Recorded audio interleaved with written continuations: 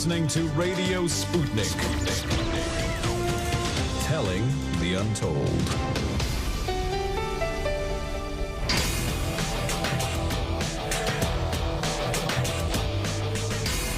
Fault lines.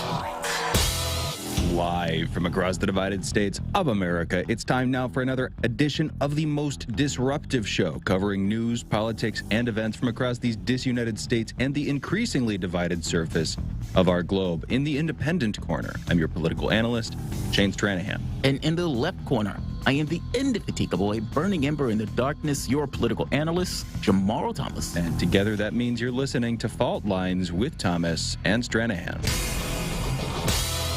All right, folks, good morning. It's October 27th. It's just past 7 a.m. Eastern, and we have travel problems in the back end with some producers, so just giving you a quick warning. First batch of headlines here is going to be slightly short-staffed today, but we'll be coming back along with a fuller batch later on in the show, just giving you a quick heads up. First up in COVID stats, yesterday in the United States, there were 87,358 new COVID cases reported, along with 1,733 new deaths. Over the past week, there have been an average of about 70,824 cases per day. That's a decrease of 23% from the average 2 weeks earlier. 57% of the total American public has been fully vaccinated. 66% of residents have received at least one dose of a COVID vaccine. As of this morning, the coronavirus has infected 45,616,284 people across the United States. It has killed 739,259 people here in the U.S. In national news, Stephen Donziger was denied bail yesterday and has been ordered to report to prison within a day. Stephen Donziger, that's a previous guest on this show. He's a lawyer who's been unjustly prosecuted/persecuted by Chevron over his efforts to try to help people in Ecuador who are the victims of large-scale pollution left by the oil giant. And, of course, that is Chevron. In international news, Belgium has warned EU member Poland not to treat the European Union like a quote-unquote cash machine, with Belgian Prime Minister Alexander De Croo telling the country, quote, "You cannot pocket all the money, but refuse the values," end quote. Remember, this follows Poland's Supreme Court basically, asserting Polish sovereignty in a legal sense within the EU, which is kind of the last thing the EU wants. Yeah. That if you don't want member nations suddenly asserting their sovereignty in all these sorts of different ways. Well, think of like a state. If Virginia basically says, yeah, we supersede federal government. Yeah. And, take that to the level of the EU and the European Union. Yeah. A little dicey. It's true. It's true. And I said it, folks. Those are our headlines. You're listening to Fault Lines with Thomas and Stranahan. A first initial batch. But, Cordell's going to school, and Austin had some car problems this morning. Yeah. And so we're just short-staffed. Short-staffed, yeah. He'll get here at some point, hopefully. Hopefully the car is not trashed. I know for myself, when the cars, man, those things are aggravating when they break down. Oh, yeah. I mean, because it's like, that's your lifeline. And most people don't have like 2-3 cars just kind of lying around where you can just pick up the other one when something goes wrong. They don't? So, no, I feel them. Hopefully the car's okay. Yeah, totally. Did you see this little, it's the Weather Channel in India, a tiny crab in amber 100 million years ago. They basically have this little crab and this piece of amber. I don't know how it got stuck in the amber, but it's been there apparently for 100 million years. That's awesome. Astonishing stuff. It's phenomenal stuff. I'm always amazed by that. Still alive? No. It's mostly just it's preserved perfectly in a little totally. piece of amber or whatever. I don't know. It's just awesome. China pushes back against U.S. call for Taiwan to join the European Union. Yeah. Well, yeah. What the heck would Taiwan be doing in the European Union? They're all the way across the world. Exactly. It says Taiwan has no right to join the European nation, the United Nations. Not the European, I'm sorry, United Nations. Beijing official says Taiwan is part of China. The response comes after U.S. Secretary of State Blinken urged greater inclusion of Taiwan into the United Nations, 50 years after the United Nations voted to seat Beijing and boot out Taipei. So this was the document that was basically put out by Blinken, if I'm not mistaken, that showed the U.S. commitment to basically trying to get Taiwan. Sort of doubling down on Biden. Yes. Yeah. Yes. And again, man, this is getting into red line stuff, to put it mildly. So right here, Secretary of State Blinken, Taiwan has become a democratic success story.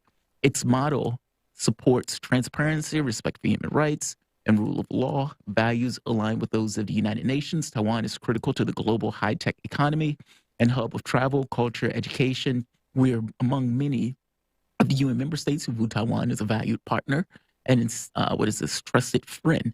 And it's about another page of him basically saying similar stuff, but basically Taiwan should have more to do with the United Nations, which, again, completely ignores the one China policy. In fact, you can even make a case that says breaches this notion of strategic ambiguity at that point. Yeah, totally both. Yeah. I mean, you can't have it both ways. It was like, yes, we want these guys to be part of the united, group of nations. However, they are not an independent actor. I mean, on some level, if you're going to be there, you're an independent actor as your own state, functioning in your own interests. And again, we've had plenty of people here, including Jia, saying that is a red line. I mean, the moment they hit that point of saying this should be some kind of independent country that is not necessarily associated with China, then at that point, China responds. From China's perspective, that's one of the three evils. Yes. Separatism, splitism, as they call it. And that's one of the main things they want to avoid. And of course, that is the big tripwire for a war with China and the United States that everybody's watching for. What's weird to me is that Biden and Blinken came out and said this, but why in between their two statements did his statements get walked back? Yeah.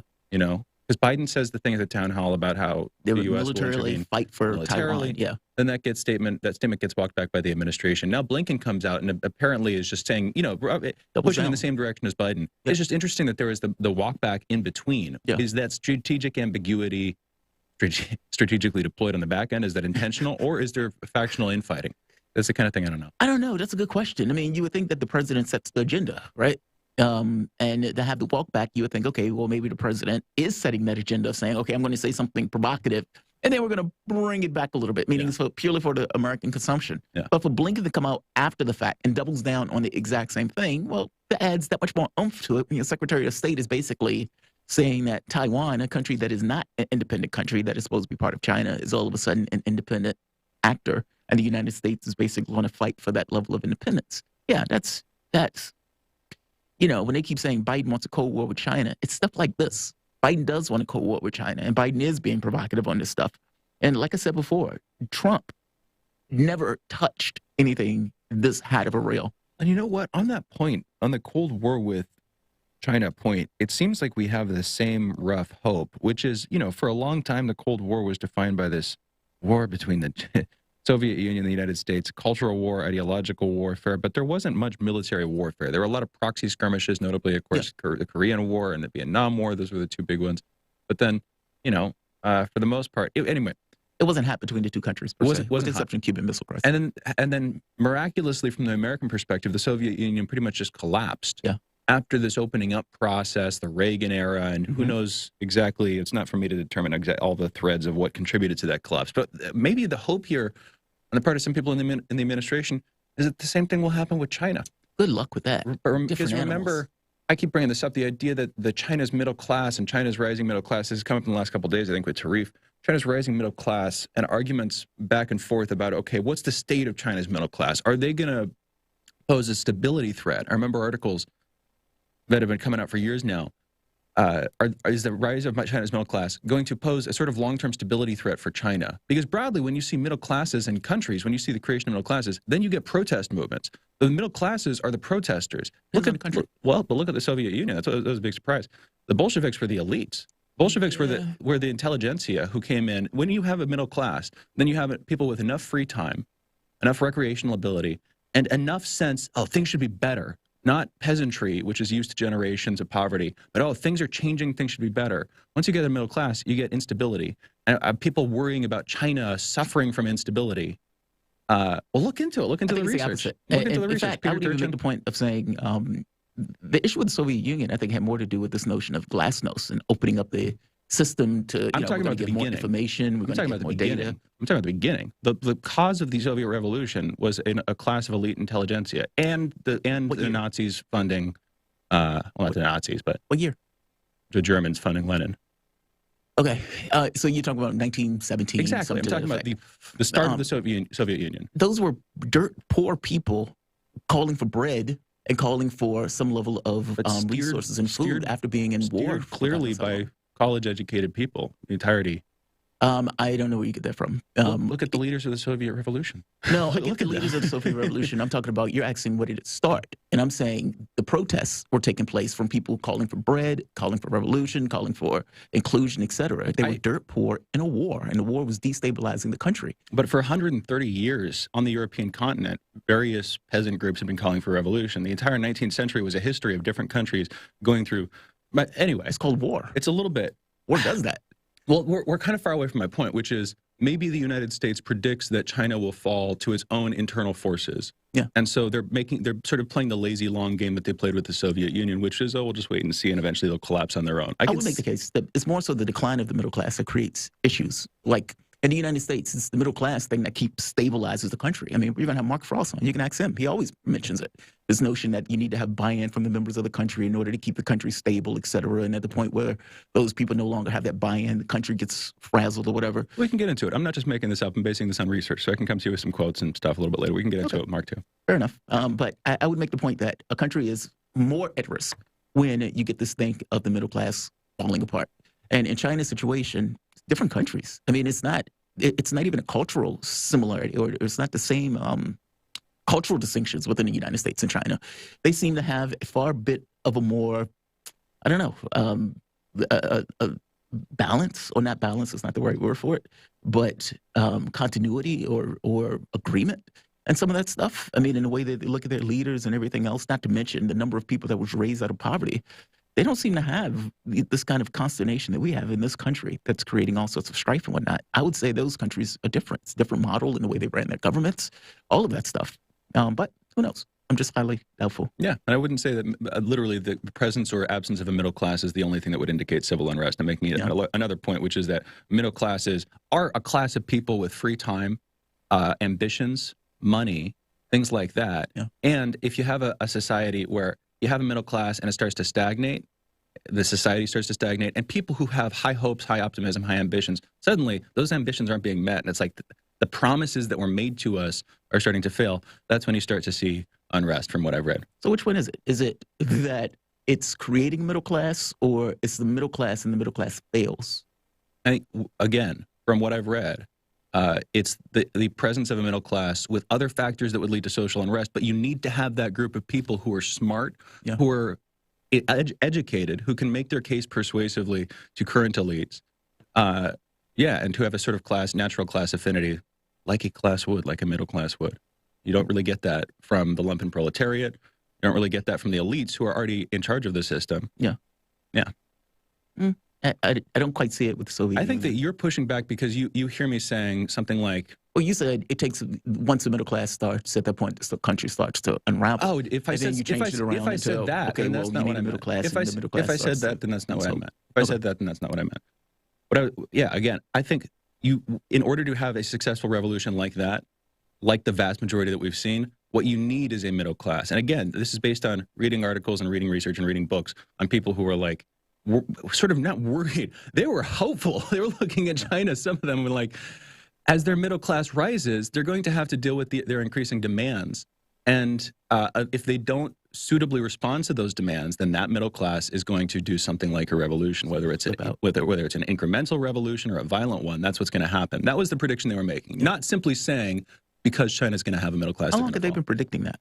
That's the thing. I mean, they've been saying that for 30 years, right? 40, 50 years. Exactly. And I'm not even trying to defend the case myself, Jamarl. I said from the beginning, looking at people who are wondering about whether China's going to fall, how do they think it might fall? And it seems pretty clear to me that maybe some of them are playing a long game. That's where I'm going with this. Yeah. I could see that happening. They could be playing a long game, but I just don't think it's going to work. Yeah, I don't know that it's going to work for them. Very different mechanics between why the Soviet Union basically fell and China. It just seems a different model of organization. And again, the cultural stuff is different to me. I don't necessarily think all of these things are exactly the same.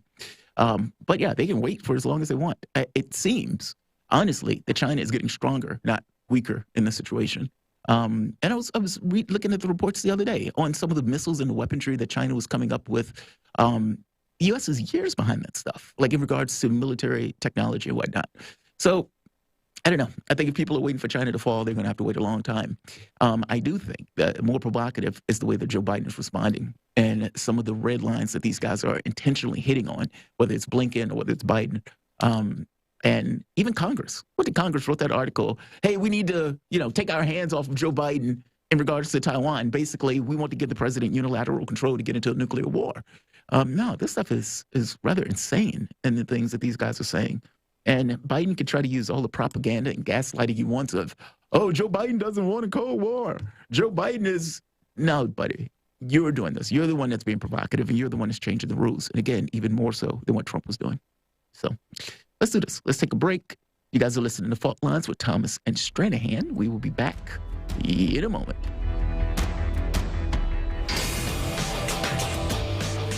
Fault Lines. Radio Sputnik. By Any Means Necessary is your guide to the movement and efforts shaping the world around us, from mass incarceration. No longer am I interested in or concerned with prison reform. I am interested only in the eradication of prisons. To the battle between police and water protectors. It was a pretty punishing disregard for the sanctity of human life, that unleashing water cannons on peaceful, prayerful water protectors. From efforts to protect the environment. The climate movement is ready to, with plenty of opposition research and force and strength, along with, the right of both science and morality, to fight them on this. To the movement for Black Lives. When I first saw the Michael Brown video, and I saw that it clearly contradicted the narrative put forth by the Ferguson Police Department and by police supporters in general, 3 words came to mind: color me shocked. Stay tuned to By Any Means Necessary, 5 days a week here on Radio Sputnik.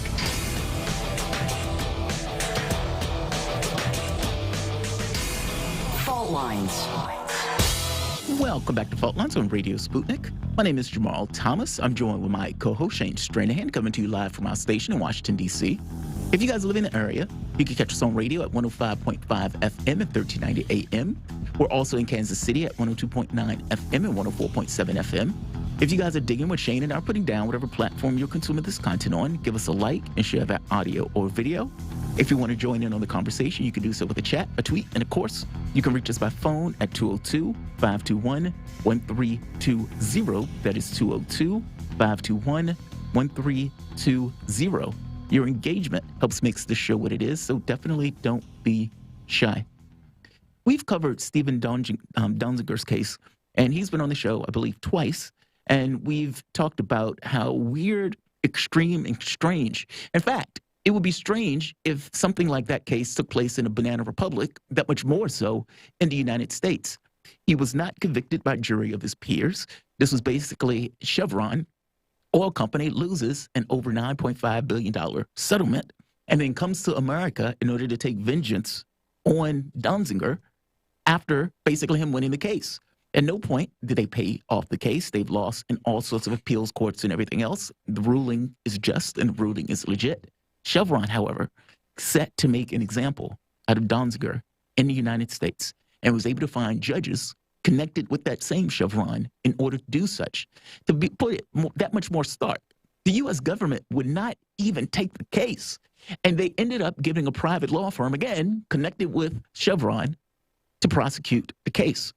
Well, Donziger was basically found in contempt of court for not giving over his legal devices and everything else associated with communications. And in trying to get an appeal, he was basically sentenced to 6 months in prison, or 6 months in jail. He tried to get an appeal on this notion of basically to be able to have bail while he waited for his appeal. And that was the case that took place yesterday at 10 a.m. Well, it's unfortunate to report that a case that was already extremely weird and to put it mildly, appalling, got worse because he's going to basically be sentenced to jail. This is astonishing, to put it mildly. Donziger had been in detention for, 813 days, if I'm not mistaken, 814 days. And now they're adding on a 6-month stint in jail to add to it. Amnesty International basically put out a statement. This was October 25th. just before he was going for that particular trial. On October 1st, Stephen Donziger, an attorney or lawyer, an environmental rights defender who successfully represented victims of oil dumping in Ecuador, was sentenced to 6 months in prison on a politically motivated contempt of court charge. He has already spent more than 2 years under house arrest in a process that the United Nations experts found lacks any legal basis and is in violation of numerous fair trial standards. The UN Working Group on Arbitrary Detention found that his detention is in retaliation for his work as a lawyer for the indigenous communities in Ecuador. He must be released immediately and unconditionally. And not only was he not released immediately and unconditionally, he was sentenced to jail yesterday. This case is extraordinary. This is a long crime. An environmental advocate who helped $9.5 billion judgment against Chevron says he must report to prison to serve a 6-month sentence by Wednesday afternoon. A trio of federal appellate judges unceremoniously rejected Donziger's request for a bail pending his appeal. Quote, one-liner, it is hereby ordered that the bail motion is denied, the Second Circuit unanimous 3-judge panel wrote. That was it.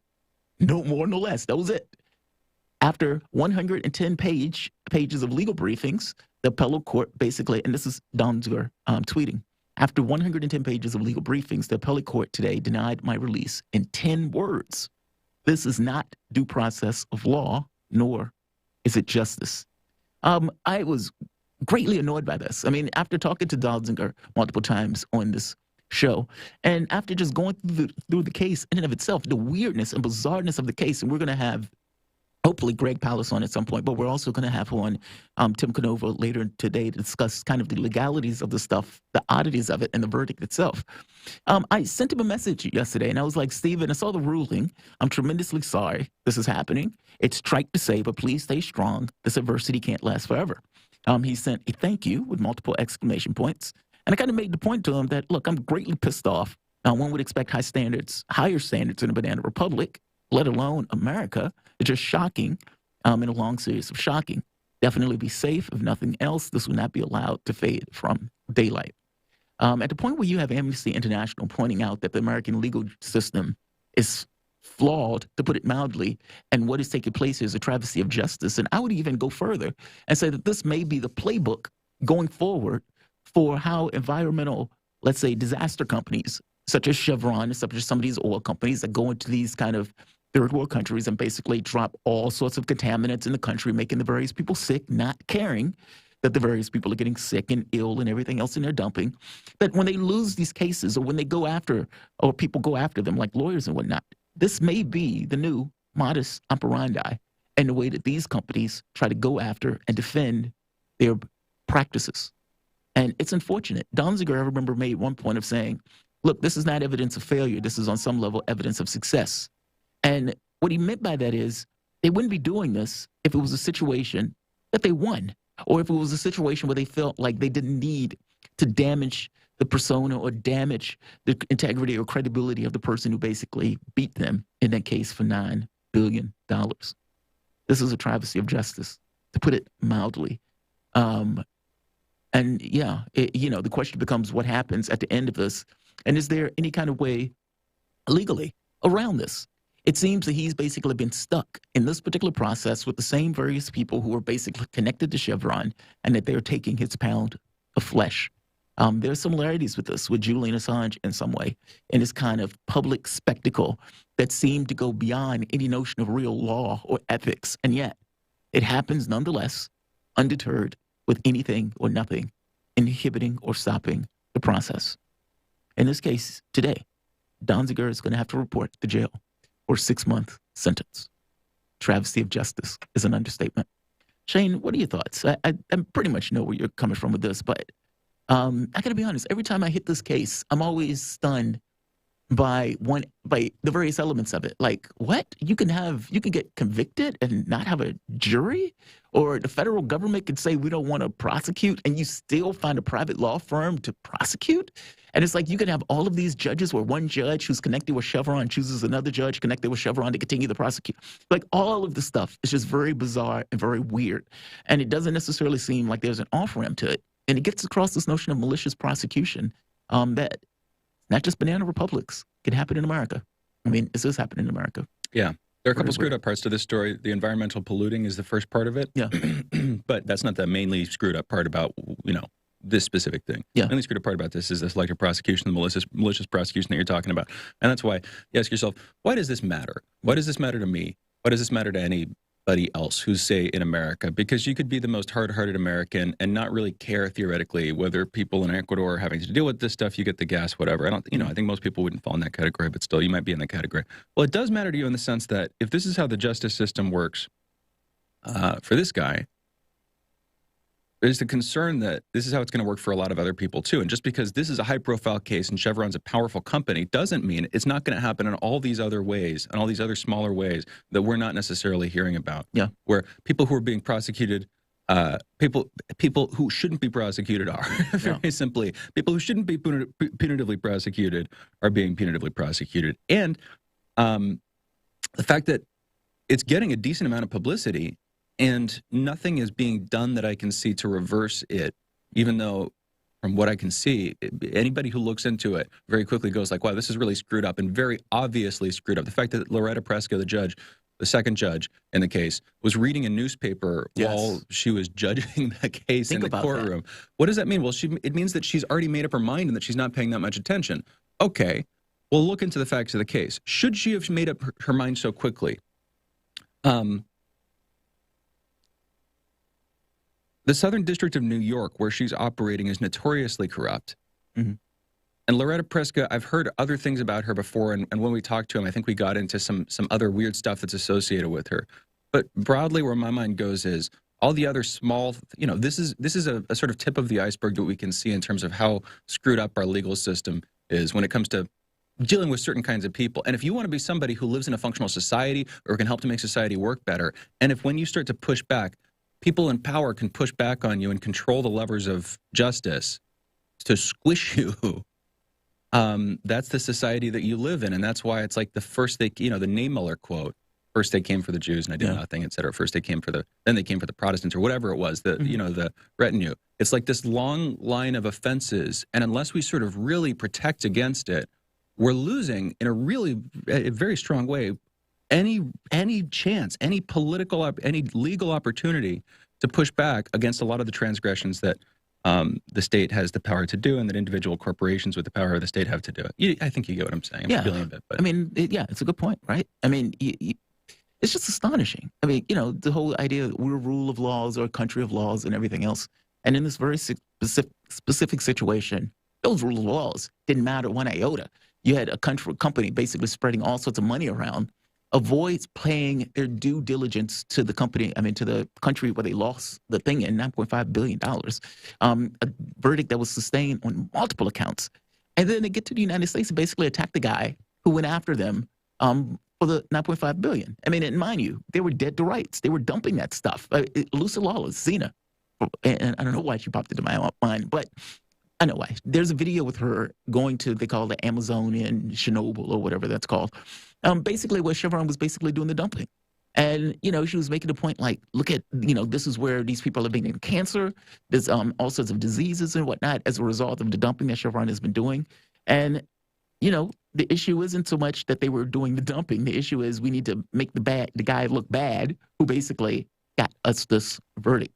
What do you think about his point of saying this is not indicative of losing, this is indicative of success, that they would have never made this effort to go after him in this particular way in U.S. courts if it was a situation where they weren't concerned that this would have been a model going forward? Yeah, well, and that was something that we brought up with, I think I remember bringing up with Stephen when we had him on, is they're partly doing this to spin the story, right? Yes. Because Donziger won the case in Ecuador. Yes, he did. He won billions of dollars of judgment, worth of judgment against and multiple Chevron. Appellates afterwards, meaning after they, it was confirmed over it was and over contested. And over again. They appealed on it, and yet still they kept losing. He prevailed. So then my thought, just talking to him in real time, was like, wait, so that's a loss for them very clearly. If they can make this seem like a victory for them, then they're effectively overturning that case in the public opinion. Mm-hmm. If, the guy who won that case turns out, he's corrupt, You know, he's corrupt and he bribes people and he's screwed up in all these different ways. You can destroy credibility, you can destroy his credibility. image. Yeah. Then you sort of just sweep the whole case under the rug. And I think that's a big part of it. This is just almost trivia in some sense. But you know, it's sad. One of the people who is standing up for Stephen Donziger?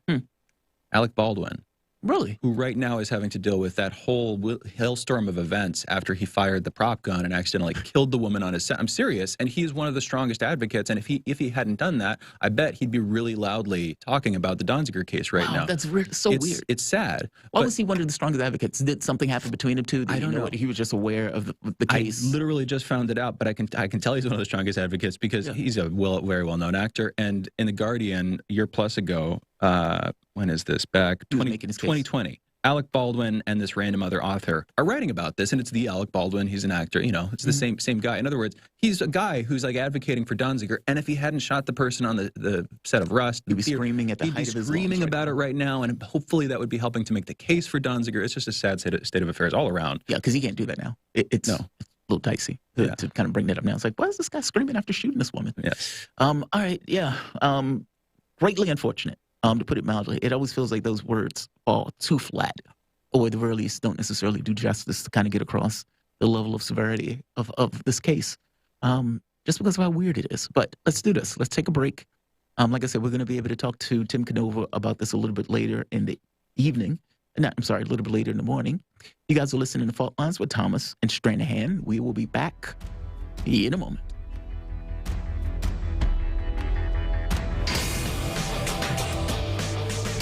Lines. You're listening to Radio Sputnik. Yo!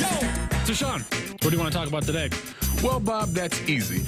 I want to talk about the need to stop the development of self-driving cars. Again, Sean, you're driving me nuts. I think the self-driving car thing's already out of the gate. No.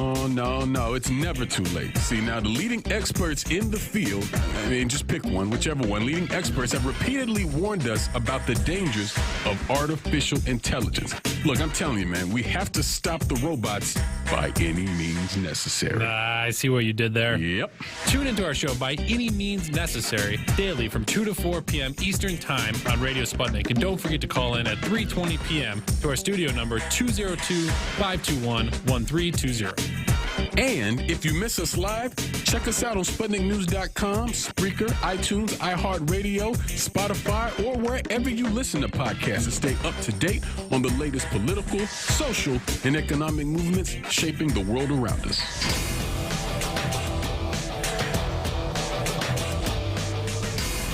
Fault Lines. And we're back. You're listening to Fault Lines with Thomas and Stranahan, and we're working to bring our guest on. Currently don't have him, so for now, we're just talking, and I suppose taking your calls, too. If you wanted to call in, 202-521-1320. Again, 202-521-1320. Jamarl, you look very concerned. No, it's the Julian Assange hearing is today. Oh, yes. On Wednesday. Yes. Yeah, it's today. I was like, it says Wednesday. I was like, oh, that's today. It's true. We just don't know. No, we just don't know what the result of it is going to be. Exactly. We're going to be talking about it this morning. We just don't know what's going to happen. We're going to be talking about it again tomorrow, too. Well, it seems that the government is going to try to promise also. And, man, that gets into the weird ruling with the judge again, right? Where the judge was like, oh, he's autistic and he's going to stay in his cell and he's going to kill himself. He will let him. It's like, all right. That's okay. That's the reason you're going with this? And so the U.S. comes out and says, hey, we're not going to keep him in a cell that'll allow him to kill himself like that. You can trust us, et cetera, et cetera. They're going to promise all sorts of stuff to try to get them to basically hand Julian Assange over. With the catch being that the moment you hand him over, you lose all capability of having any influence at all. And I'm not quite sure why they would trust the U.S., but at this point, the ruling in and of itself was very strange. It seems that the UK's court was perfectly on board for giving him over. At the very least, it seems to accept all of the United States arguments. But with that last argument of, well, he's autistic and he may kill himself in prison if he gets the chance, et cetera. It's just such a very strange ruling. And I kept wondering whether or not that ruling was, whether there was some kind of legality around the very specifics of that ruling that would have a larger effect on the case. I guess we don't know yet, but as to why they chose that one, whether there was any strategy behind it. Yeah, it's just a very strange way of framing a ruling. Yeah, it's just very strange, to put it mildly. But yeah, it's going to be a 2-day ruling, and on Wednesday, the goal is what's going to happen. Is Assange going to finally be let go, or is it going to be a situation where they hand him over? Yeah. We don't know. We do not know. Big deal, though. And an aspect of this that we were going to come back with John later has to do with Daniel Hale and this interesting conversation that came up back in the not control room, but, we were just talking after the show of, okay, so Daniel Hale, whistleblower, gets put in Supermax prison, basically. This is after the judge, who was, according to John, former CIA agent, according to John, the judge was pretty lenient with Daniel, giving him less time than a lot of people were expecting, recommending that he be put in a low-security prison. But when the prison system takes Hale in, they put him in a Supermax. So that's that case. With Assange, like you're saying, the whole point here is if he were to go in prison, the British judge, Vanessa Barretzer, alleged he would kill himself, basically.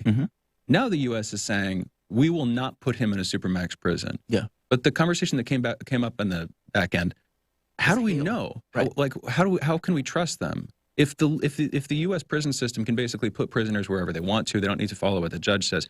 Why would they necessarily need to follow what any random legal observer making these promises has to say? Is this promise legally binding? Yes. How do we know? Because in the case of Daniel Hale, it was the exact opposite, where the judge said, okay, we're going to, not put you in a Supermax security prison and treat you like a terrorist. And what could the UK do about it anyway, right? What could the UK do? Or the person on the U.S. side who's making these, quote unquote, who's making these statements. Yes. Is that an actual promise? Is that legally binding in any way? Can you enforce that? Or is that just a claim? Because in the case of Daniel Hale, it was pretty clear you didn't have any, the justice system wanted to be punitive. And the assumption is they're going to want to be ever more punitive with Julian Assange based on all the people he's pissed off. Probably a lot more than Daniel Hale, right? Yeah. Yeah, you would think so. I mean, look, I got to be honest. I don't necessarily see, I don't trust the U.S. on this stuff. I mean, just considering what has taken place the entire time through. I mean, they basically put the guy in, especially when you find out that they were talking about either killing or renditioning the guy back into the country.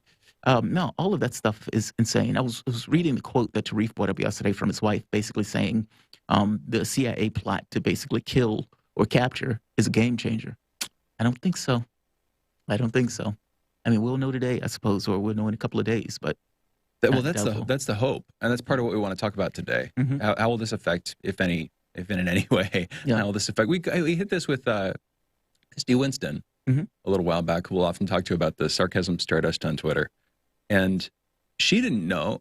I think nobody knows.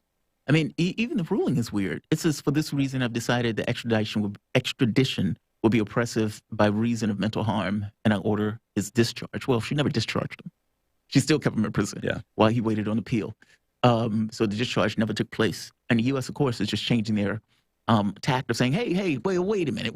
We'll keep him in less harsh conditions. We'll do this. We'll do that. Trust us. With the United States. Yeah. Yeah. Not so much. Yeah. Not so much. We got Mark. What's going on with Mark? We have him. Mark Frost joining us now. Mark, I hear we have you. Are you on with us this morning? Yes, I am. Good to speak with you. For those listening, Mark Frost, economist, professor, consultant, drummer, Eagle Scout, Marine, capitalist, Schumpeterian, and recovering libertarian. Mark, how are you doing this morning? I'm doing quite well, other than technical problems. Good to hear you're doing well. Let's get into it. You know what, though? I wanted to go with, I'll just start off like this. I want to talk about stagflation briefly, mainly, and this conversation could end really quickly. Are we entering into stagflation right now, Mark? Stagflation marked by three things. You got economic stagnation, lack of economic growth, high unemployment, and high rates of inflation. Now, Janet Yellen, Treasury Secretary, claimed in the last couple of days that we will see high inflation until the second half of 2022, when it will go back down. Now, she seems more confident than I feel she should be, but she probably knows more about this stuff than I do, so maybe that's warranted. But regardless, that's one component of it. That's the inflation. So we have that. Seems like we have high unemployment. And the last of those three legs I'm missing there is economic stagnation. With that one, I don't know. I can't chalk up whether we're the supply chain breakdown, whether that's a factor, or whether it's genuine economic slowdown, as would make sense given the way we've responded to this pandemic. I don't know. Mark, are we entering into or in stagflation at this point? I believe we are. We're certainly in long-term inflation. I've been talking about that for at least 18 months. I don't think anybody with a straight face says, oh, this is temporary anymore. like so much in this strange economy that has so much capital in it, the really odd thing going on right now is it isn't just that we have inflation here, or it isn't that we have inflation, corporately or globally. It's that we have inflation and stagflation as well in particular sectors. I've been very loud in the sense that depending on what your income is, will depend on how you perceive the inflation we have right now. If you make if you make $30,000 a year, for instance, your effective inflation rate, that is the amount of disposable income that you have left after you pay the things you have to buy, like gas, food, things like that, is about 40%. You're suffering. And you're suffering severely because nobody, unless you're just very wealthy, can go with 40% less buying power than they had last year. It just can't happen. And stagflation is especially hard because you get, generally speaking, when the Fed, when the central bank of a country turns on the monetary spigot, you get some economic growth. So some people benefit. You certainly get, growth in the economy, things like that, and that's paid for at the expense of more unemployment. Well, stagflation is you get more unemployment, you get lower GDP, and so the things that you have to suffer through are you don't get any benefit and you get all cost. And that's the problem, and I think it's that same thing that bothers me. Well, it's bothered me since you guys have had me on, is I'm worried we're going into two Americas. The America where everything is beautiful and lovely for some people, and then the America for other people that's very, very difficult. And you're always going to have a little bit of that. You're always going to have a certain percentage of people sort of left behind, let's say, but they're a giant minority. I think what we're seeing today is, what I'm worried about is the loss of the lower middle class. I think we're getting sort of, abstracting out the billionaire class. I think we're reaching a place where we have the working poor and we have the, technical work from home sort of folks who, those sort of people who have a lot of savings and a lot of capital. So maybe that's a better way to categorize it. We have people with high levels of savings and we have people with low levels of savings, and we don't have that nice bell curve middle part that is what has always protected the country, the culture, et cetera. Mark, what are the areas you noticed that there were separate sectors of the economy where you were seeing this level of inflation, or for that matter, stagflation? What are they and why? Well, I don't know exactly why, but clearly one of the things that are being hit is IT, and I'm trying to figure that out. IT hirings are down, and I don't understand why that is. Maybe because it's it's not a hard cost. And it sounds weird. I used to work in IT. I used to be a software engineer. And one of the things when they hired IT, it usually would be for disposable income. And it would be, okay, we have a little bit of cheddar to spend. We want to try to maximize our capabilities as a company and everything else. But it's not like buying supplies, or it's not like buying, okay, I need staff for X or Y. Oftentimes with the IT staff, if you're in hard times, you just don't buy them. If you're in good times, you have a little bit of extra money to spend, you buy them. So it's maybe one of those things where the company is taking this kind of prerogative to purchase or not purchase at this moment. Although it sounds like you're, and that does seem to apply, but that's like working as a contractor with businesses. It's in that specific space, it sounds like that you're talking about. Like, you're not talking about just companies in general. Netflix or Apple or the FANGs. No. You're talking about working I just mean regular companies. As an IT company working as a contractor with existing businesses, providing them services or software, something like that. No, or even regular companies. I mean, I've only worked in 1 or 2 contracting companies, but all of them were the same. That's what I mean, though. As a contractor, that's my point. As like a service provider. Because you're I don't know what you mean by contractor. Contractor is a very specific connotation. Like, even if you were, for example, if somebody was working here at Radio Sputnik, and the person, it was like, okay, well, we want to hire IT. Yep. Oftentimes they would do that when things are going well, where you have this kind of, okay, we have space, we believe that the company is going to be doing fine going forward, et cetera. But it's not contractor in the sense of like we're hiring somebody who's from another company just to come on to work for like 6 months. And that's not what I meant. I meant, I guess, more IT services as opposed to software production. For instance, Salesforce hires engineers because they've got a product they want to sell. It's not that they hire more in the better times and less in the worst times. I think what you're talking about is businesses who are looking at their bottom line and who are more willing to hire contractors or service providers, whatever, web developers, back-end developers, all that stuff. That's and bring them on staff or that something kind like of that. thing. And my point is, for FANGs, that wouldn't apply so much. For the Facebook, that's their job. I mean, that's basically what they need per se. Yeah. But for regular companies, oftentimes that stuff is dependent upon whether or not they have space for it. I mean, I remember even having a conversation with one of the managers where he was like, yeah, I mean, software is one of those things that's kind of a nebulous gain. It's not a, like we're hiring this worker is producing X amount, and that X amount can be sold for something else. It's more so this thing is an X factor that we hope can better our bottom line, et cetera. And so in times where we can't necessarily afford it, or where times where things are kind of nebulous and we're not necessarily sure going forward, we just don't bring them on to the team. Does that make sense, Mark? Yes, it does. And what got me interested in this was, I think I told you guys last time, I had sold my company. We had 20-plus people there, and about 20 of them would be considered highly paid. They were six-figure jobs. They were, and they didn't want to go to California where the company that bought us was at, and so they took their package and left. And I made it a point after we chatted last time, because I had just been hearing anecdotally that the job market's not as hot as the press is making it out to be. Because all you do when you turn on the TV anymore is you hear about this labor shortage, and you guys already know how I feel about that statement. But anyway, talking to former employees, every single one of them has reported, well, except one, has reported difficulty finding a comparable job.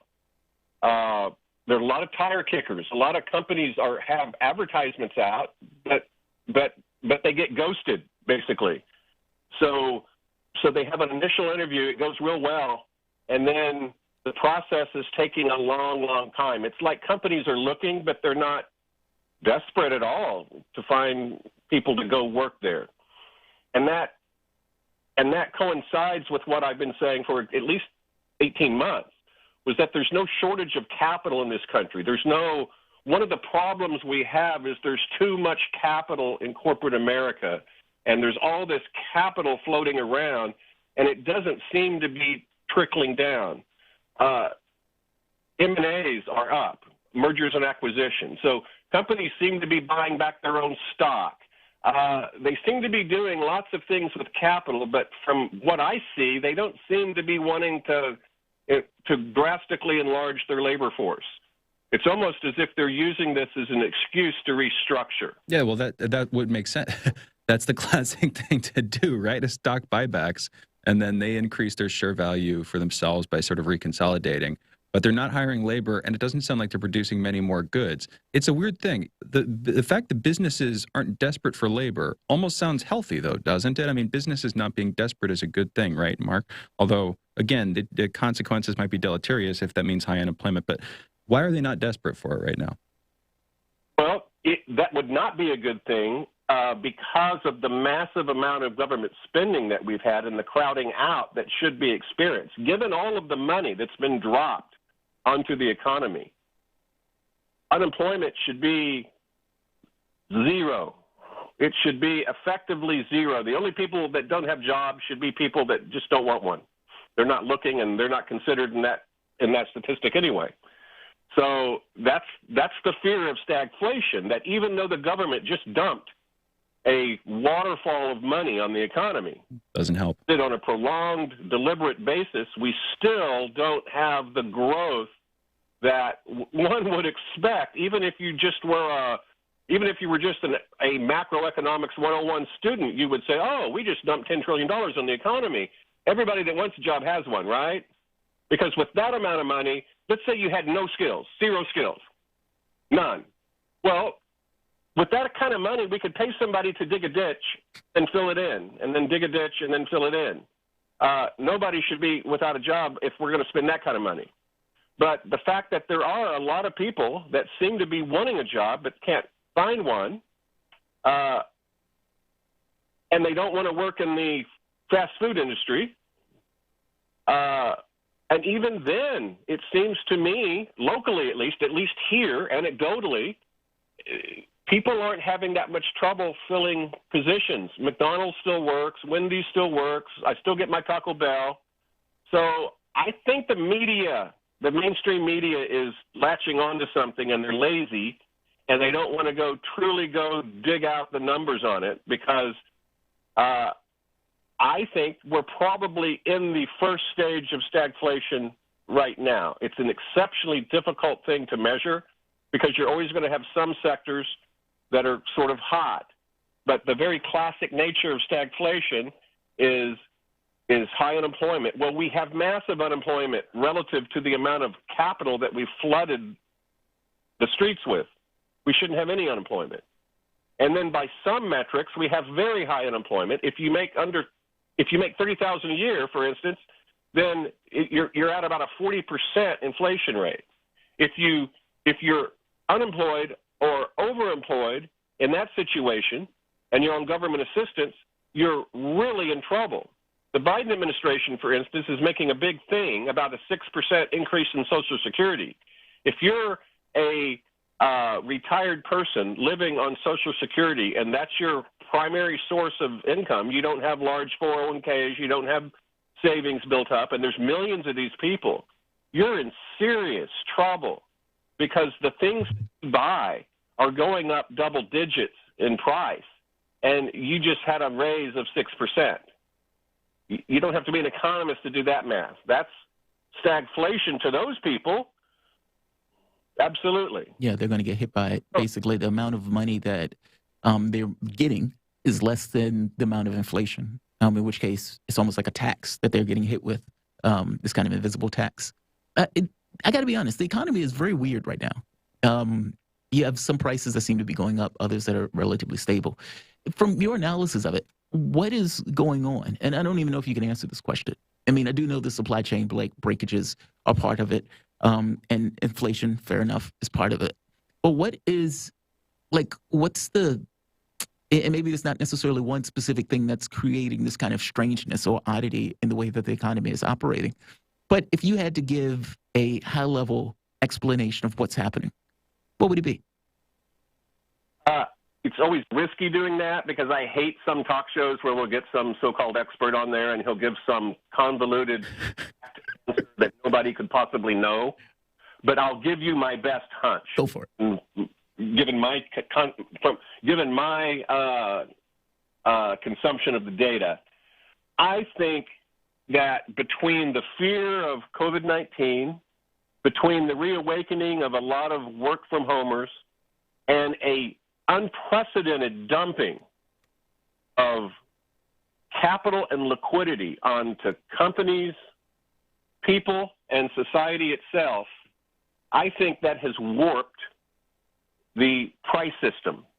And I think nobody knows exactly what's going to happen, but I do believe that is the reason for it. I do not believe the so-called supply chain crisis is the causal. I believe the supply chain crisis is a symptom.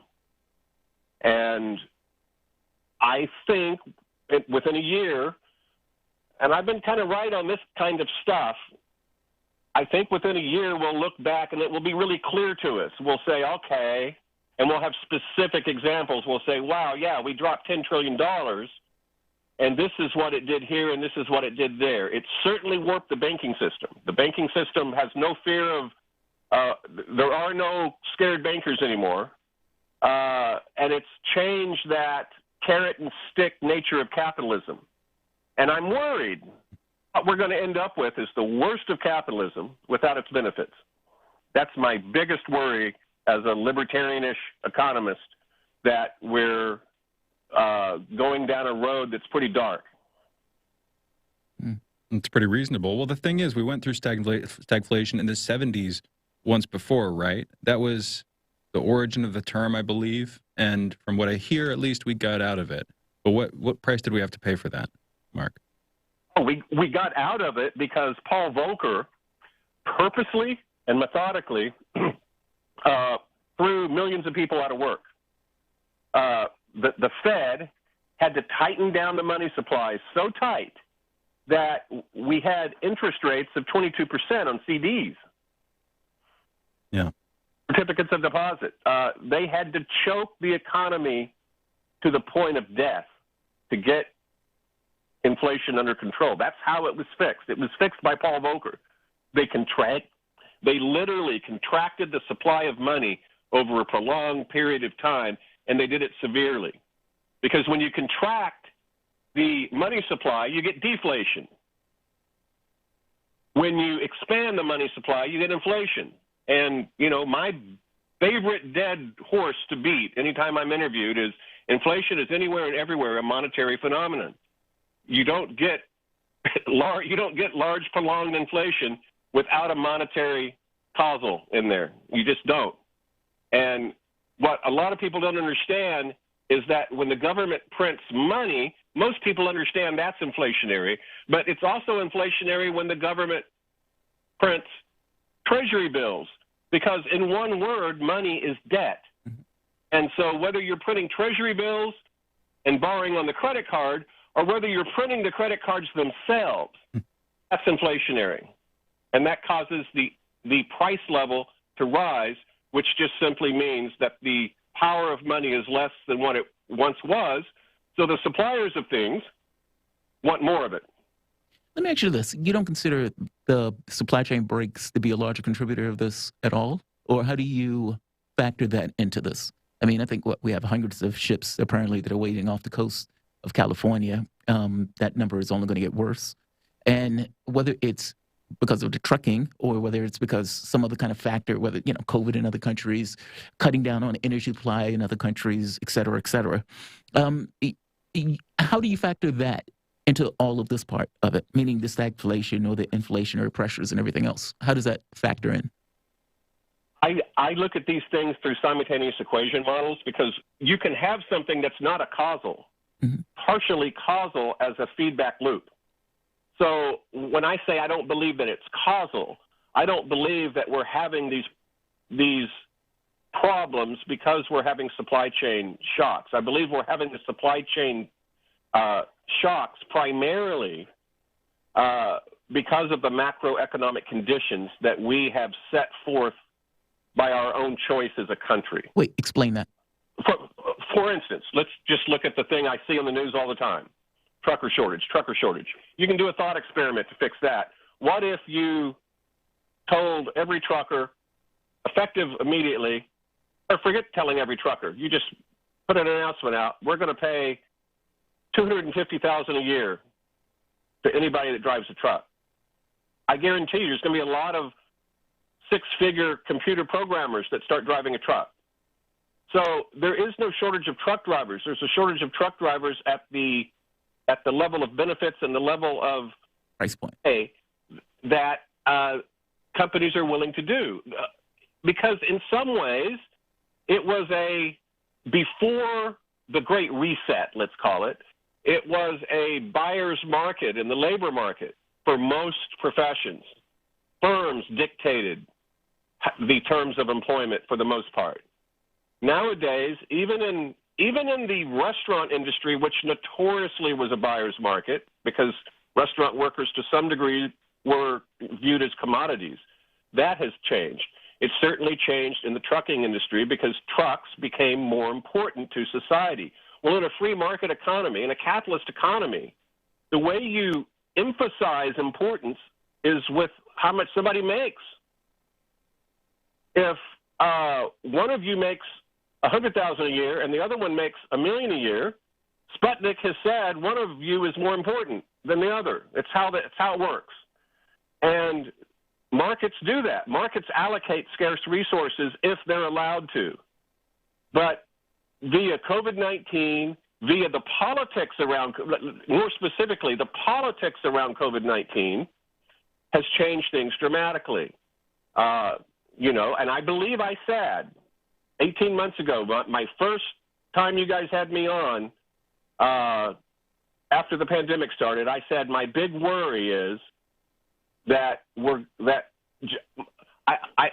I think I said my big worry was I had the same feeling I had after 9/11. Mark, we're gonna have to close it. I was trying to help you, Mark. I was like, cut it out, get it out, Mark, get it out. No, we're hitting the hour. Mark, thank you, man. I always appreciate these conversations. The voice that you guys were listening to is Mark Frost, economist, professor, consultant, drummer, Eagle Scout, Marine, capitalist, Jupiterian, recovering libertarian. You can follow him at Frosty Cash on Twitter. Fault Lines, Thomas and Stranahan, back in a moment.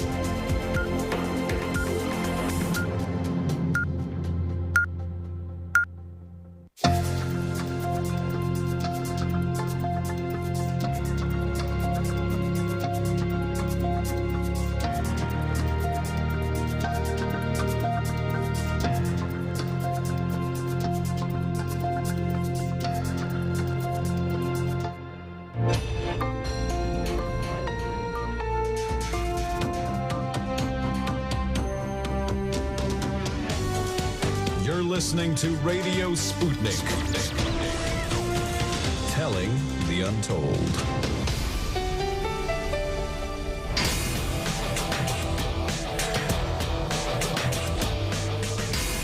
Fault Lines. Live from the divided states of America, precipitously perched at the edge of this resilient and exploited globe. Welcome to your context lens for the American perspective.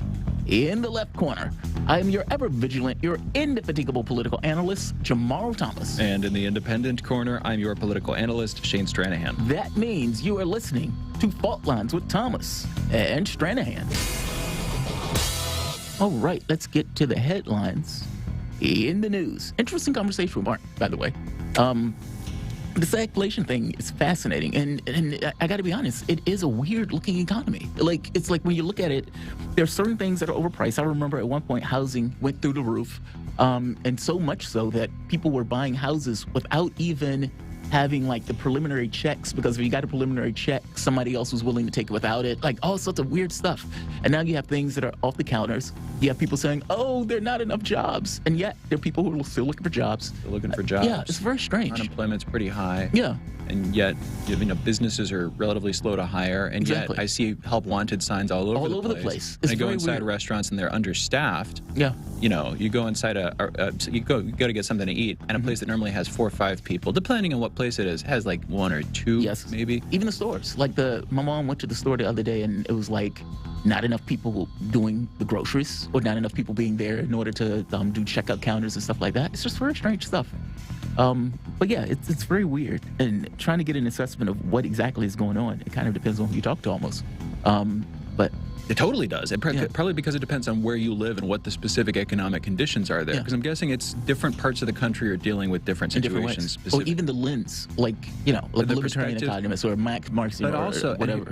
And that's valid too. But here's what I was trying to say was, they're dealing with literally different situations. So Los Angeles, I'm sure, does not have the same economic situation as Iowa. Sioux Falls or Iowa or wherever. It's exactly the idea is, that's going to be different. And so maybe there isn't a single message to learn, but it can't help but feel to me like the calm before the storm. And I'm just going to put a bookmark in that in my own head and come back to it in a couple of years and see if I was right or wrong about it. Because who knows? But it's a weird environment.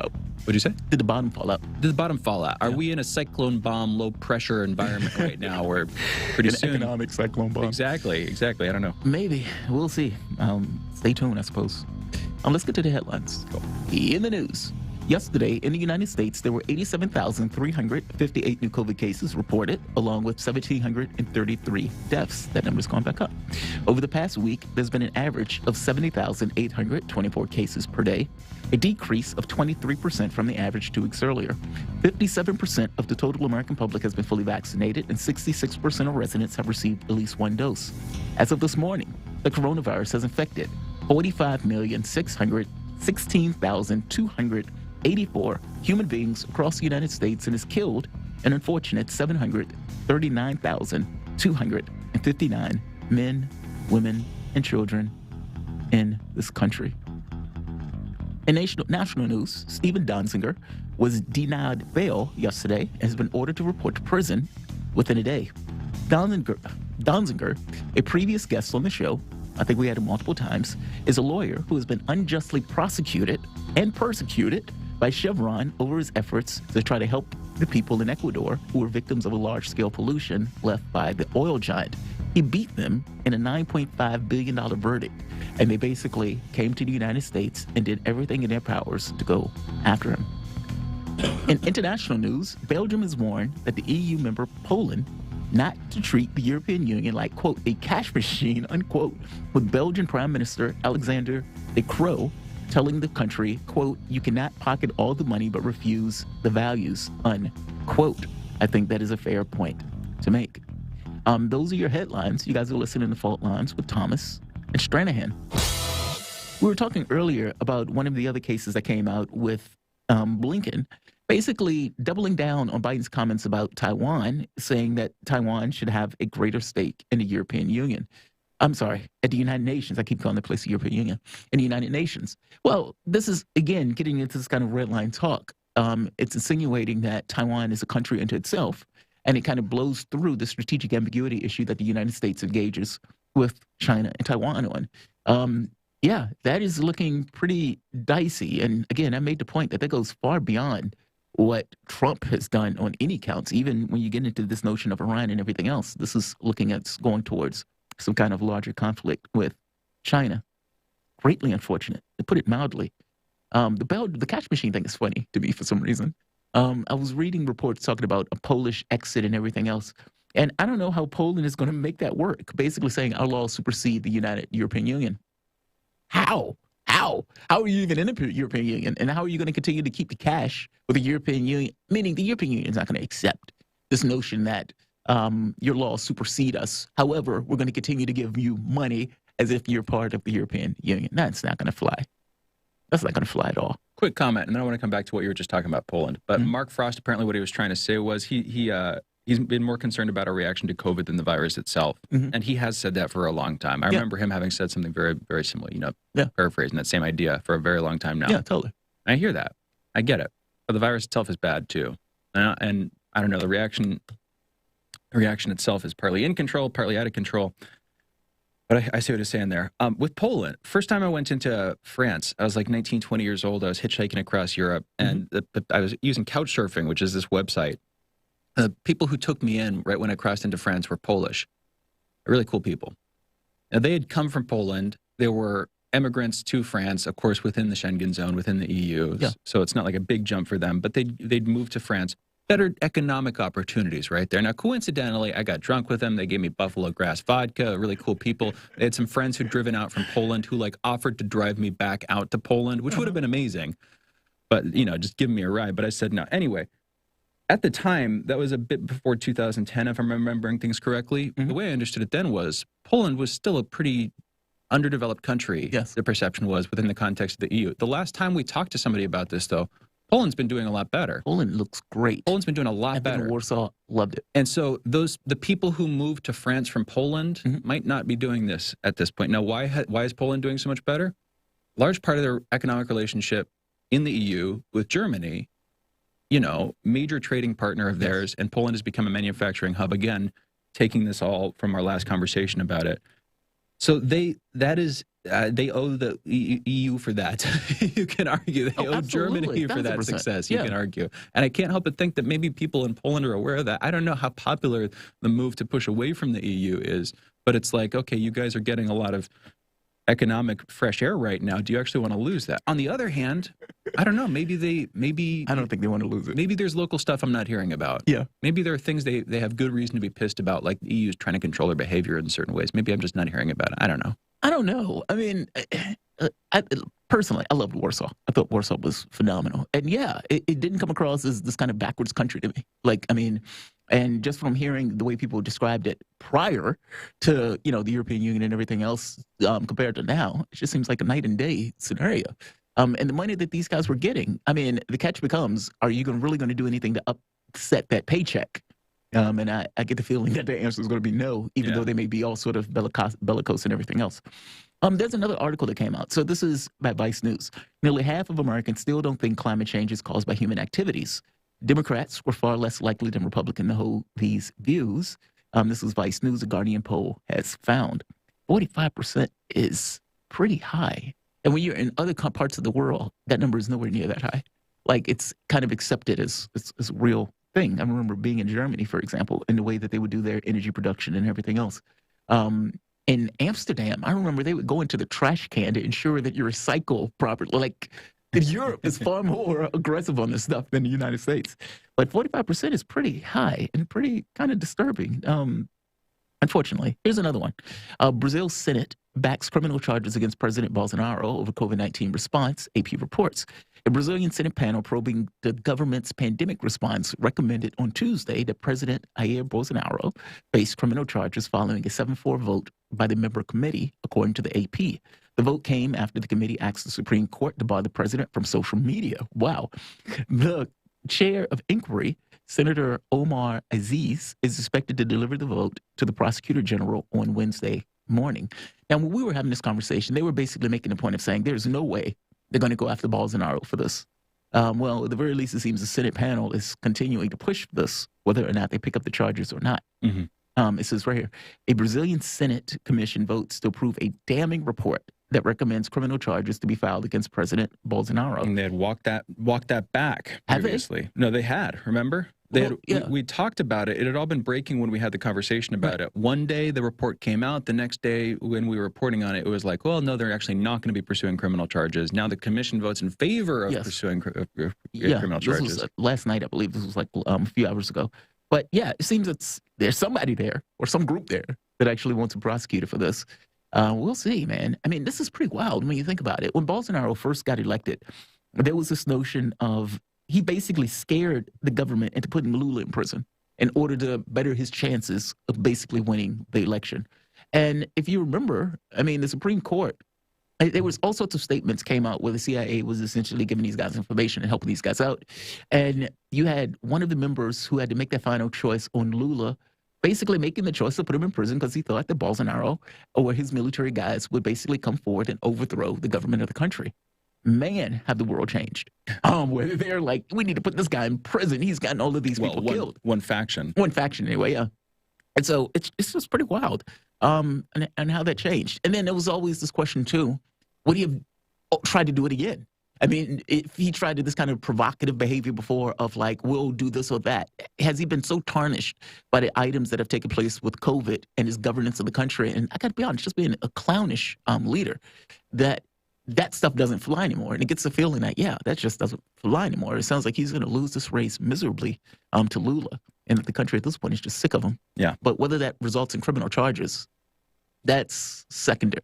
You know, that's different. I mean, because he may have his own faction of people of his own political support, and it's hard to believe that these guys are going to basically back him getting criminal charges.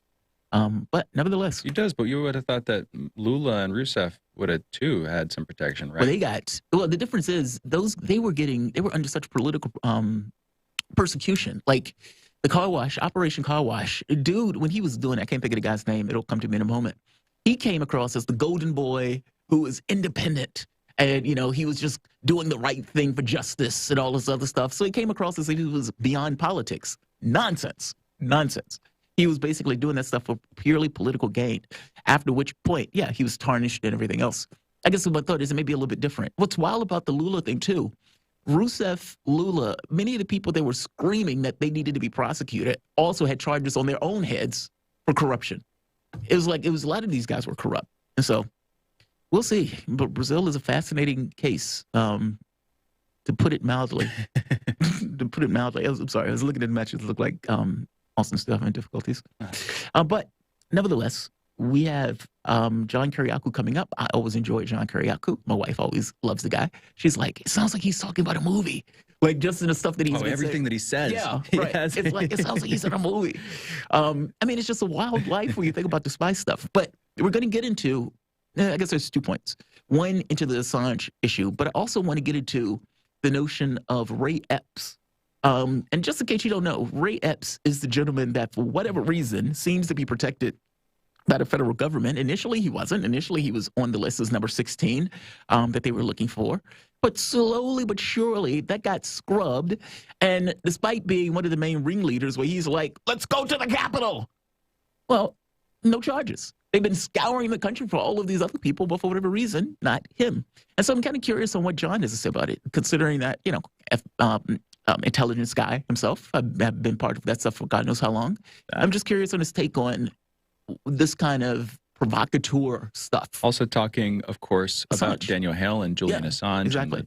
And we had that brief conversation earlier, but we'll be bringing that back up with John Kiriakou, our next guest, former CIA officer, also co-host on this network of The Backstory, a show airing every Monday through Friday. You can check that out. That airs here on Radio Sputnik from 4 to 6 p.m. Eastern.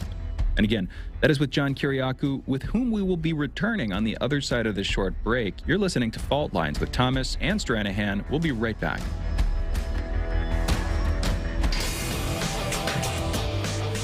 Fault Lines. Want to talk? Get in touch with us at radio@sputniknews.com.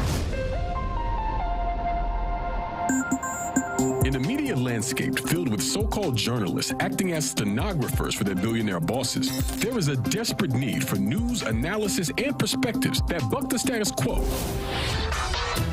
and get to the heart of how domestic and international events impact you and me, as well as showing how we can get involved in the struggle to change that status quo. Check out By Any Means Necessary on Radio Sputnik, Monday through Friday from 2 to 4 p.m. Eastern, to hear the stories and voices that mainstream media refuses to tell you. And join us as we connect the political, social, and economic movements shaping the world around us. That's By Any Means Necessary, Monday through Friday at 2 to 4 p.m. Eastern, right here on Radio Sputnik.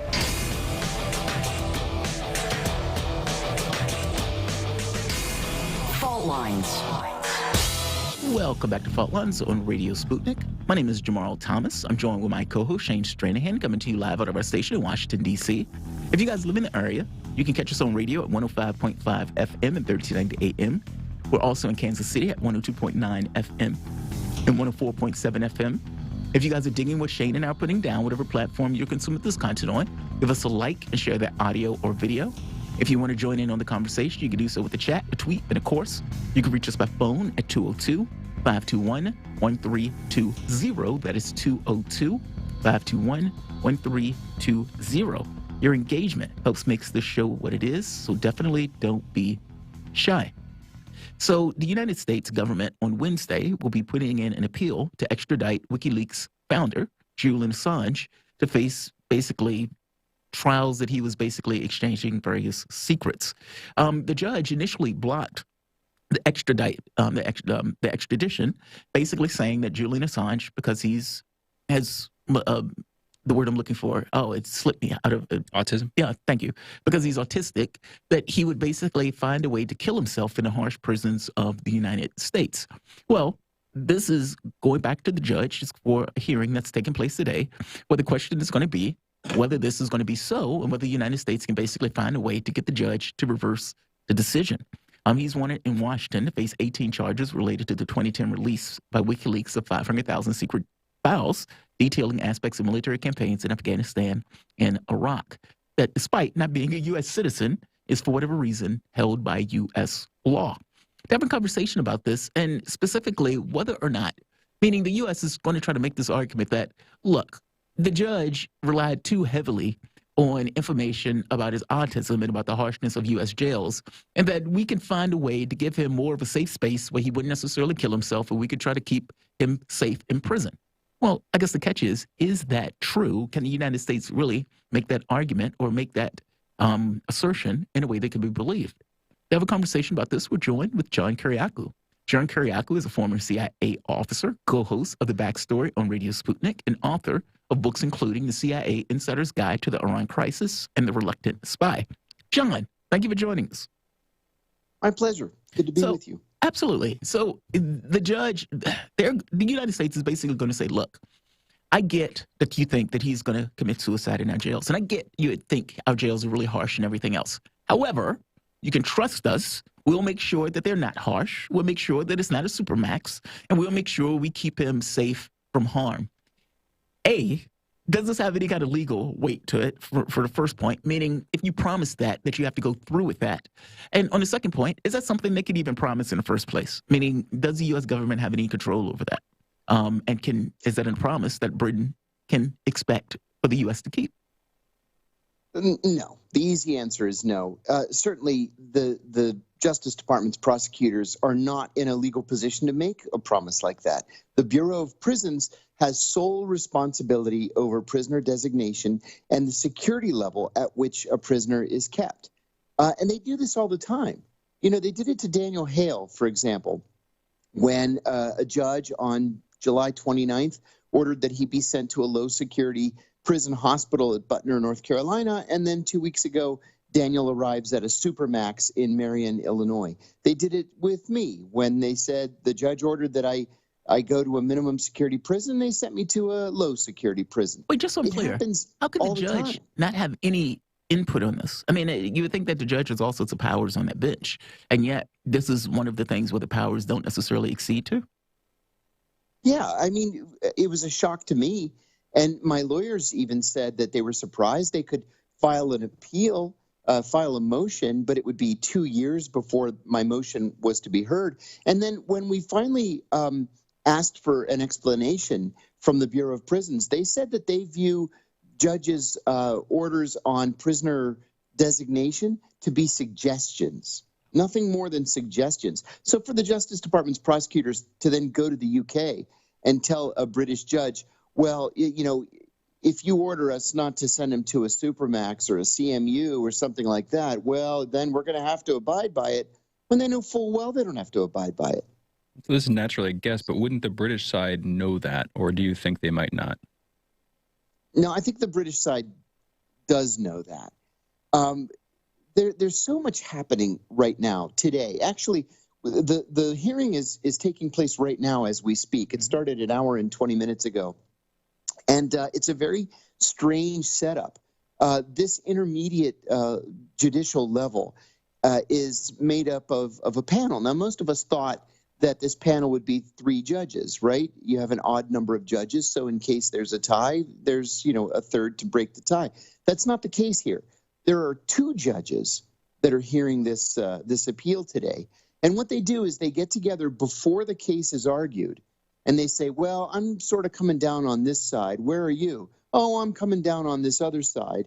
And they try to work it out between the 2 of them before the case is heard. And then they hear the case, and then they discuss it again. Well, was there anything to make you change your mind? Now, if their differences are intractable before the case is heard, they'll invite a 3rd judge or a 4th or a 5th judge. There's no limit. They can have as many judges. This is how crazy this is. They can have as many judges as they want. And even then, regardless of what their final decision is, this can still be appealed again to the Supreme Court of the UK and then to the European Court of Human Rights. And this is normal? Like, this is how they typically handle a process like this? This is normal. Yeah, this is normal. And to make it even more strange, Jamarl, Judge Baratzer in the beginning ruled that the U.S. couldn't appeal based on the determination that Julian's autism might lead him to commit suicide. And then that decision was appealed, and the U.S. side won. That's why we're even having this hearing today. This is all about Julian's autism and the likelihood of him committing suicide.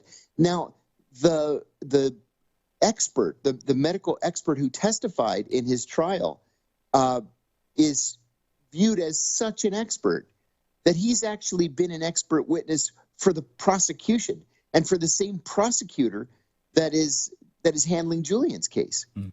So it seems to me like Julian's side here is very, very strong. I'd be very surprised if the U.S. wins today. But this is not the end of it, because, as I said, if the U.S. loses, it can appeal again to the Supreme Court. And even if it loses there, it can appeal to the European Court of Human Rights. That's a shame. On the point about autism, and it's so, again, weird that all of this hinges on that and on the prospect of a suicide because of it. But Jamarl and I have been having this conversation for as long as this decision came down, I'm sure, as have many on this story. The strategy behind that specific legal argument, why do you think why do you think Vanessa Barates are focused on that? Why do you think, okay, suicide because of autism, as opposed to disputing the facts of the case?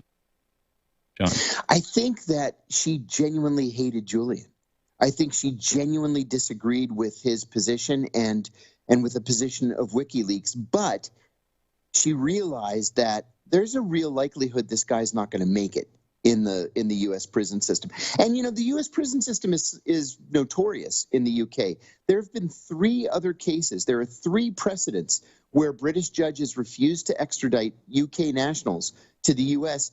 just because of the U.S. practice of solitary confinement. All 3 of those UK prisoners had some form of mental illness, and UK courts decided that they would be likely to commit suicide were they to be put in solitary confinement.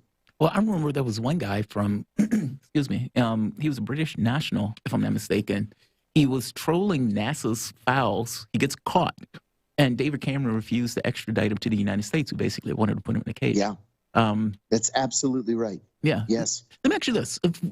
Stella Morris made the point of saying that the murder plot, either murder or rendition by the CIA that was going to basically breach the Ecuadorian borders or Ecuadorian embassy to get Assange, that was a game changer. Is it a game changer? Yes. I believe it is. Now, why? Even if it's not a part of the testimony in the appeal, British judges read the newspaper like anybody else. And to me, if you're willing to kill the guy in the streets of Knightsbridge, I mean, that's like killing someone on Fifth Avenue in New York. If you're willing to kill him or to kidnap him without benefit of a trial, then you're willing to do anything. You're willing to put him in solitary until he kills himself. You're willing to put him in a CMU so he's completely cut off from the outside world. And the guy's facing 175 years in prison. So, I mean, it's like the United States is just going through the motions just to get him and bring him here, where the British then don't have any say-so in the matter. And I think, a British judge, any British judge worth his salt, is going to see what the U.S.'s real goal here is, and it's the death of Julian Assange.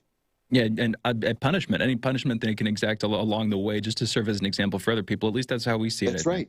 But that's right. What legal argument could they make? And maybe they wouldn't even have to. I don't know. I don't know the specifics here, John. I'm leaning on you on this one. Like, okay, the U.S. has a grudge. How does that pertain to this legally? I'm just curious how that could come up, what we might see there, and what the pushback on that might be. Well, the U.S. side has been careful to not convey the notion that it's doing this because of a grudge. What they've argued is that Julian is a clear and present danger to the U.S. national security, just like any international spy would be, any international terrorist. They've argued that Julian, by extension, being the co-founder of WikiLeaks, is responsible for the Vault 7 release, which is the largest data release in the history of the CIA. So even though he's been cut out from WikiLeaks, they blame everything that WikiLeaks does on Julian. And they say that the only way to begin deterring that is to incarcerate Julian for the rest of his natural life. Now, one of the things that we know from this Yahoo News article that told us about the plot to kill or to kidnap him was that the CIA was also considering killing other members of WikiLeaks or killing European journalists who were supportive of WikiLeaks. And there was one line in that Yahoo News article that was very, very disturbing. And that was that this plot to kill or kidnap Julian predated the Trump administration. This is not something that Mike Pompeo came up with himself. This came from John Brennan's CIA and from the Obama administration. That's where it started. Oh, wow. That is dark, to put it mildly. I mean, but you could make the case that the UK court didn't know anything about that before that particular article came out. That's right. They didn't know anything about it. And now one of the important issues is if the U.S. loses tomorrow, the hearing is today and tomorrow. If they lose tomorrow and they appeal to the British Supreme Court, will Julian's side then seek to have one or several of the 30 former CIA officers and White House security officials who were sources for the Yahoo News story to testify on Julian's behalf. Go subpoena some of at them. the next hearing. Very interesting. Yeah. Yeah, that is very interesting. That could be a big development, and all of a sudden, that sounds, if we had a functional press, that sounds like a very media-worthy event, like a very press-worthy event. You got a bunch of intelligence officials talking about Julian Assange. The Brennan, I hadn't heard that, John. The idea that this came from, during the Obama administration from John Brennan, that's a huge deal, especially because the sort of narrative that we've been operating under on this one is that this was Mike Pompeo getting pissed about the Vault 7 release.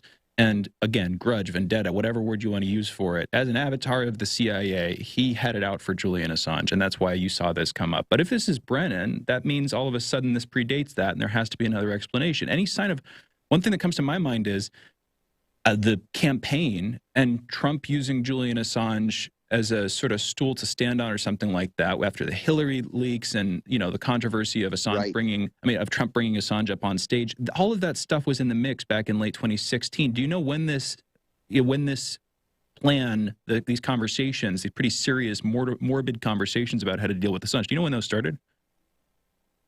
Yeah, Jason Leopold of BuzzFeed has filed Freedom of Information Act requests on this information, and it seems that that these conversations began at the CIA just after the initial Chelsea Manning leaks back in 2009. I spent 15 years at the CIA, and it's not unusual for people to sit around a table and say, you know what, we should take this guy out.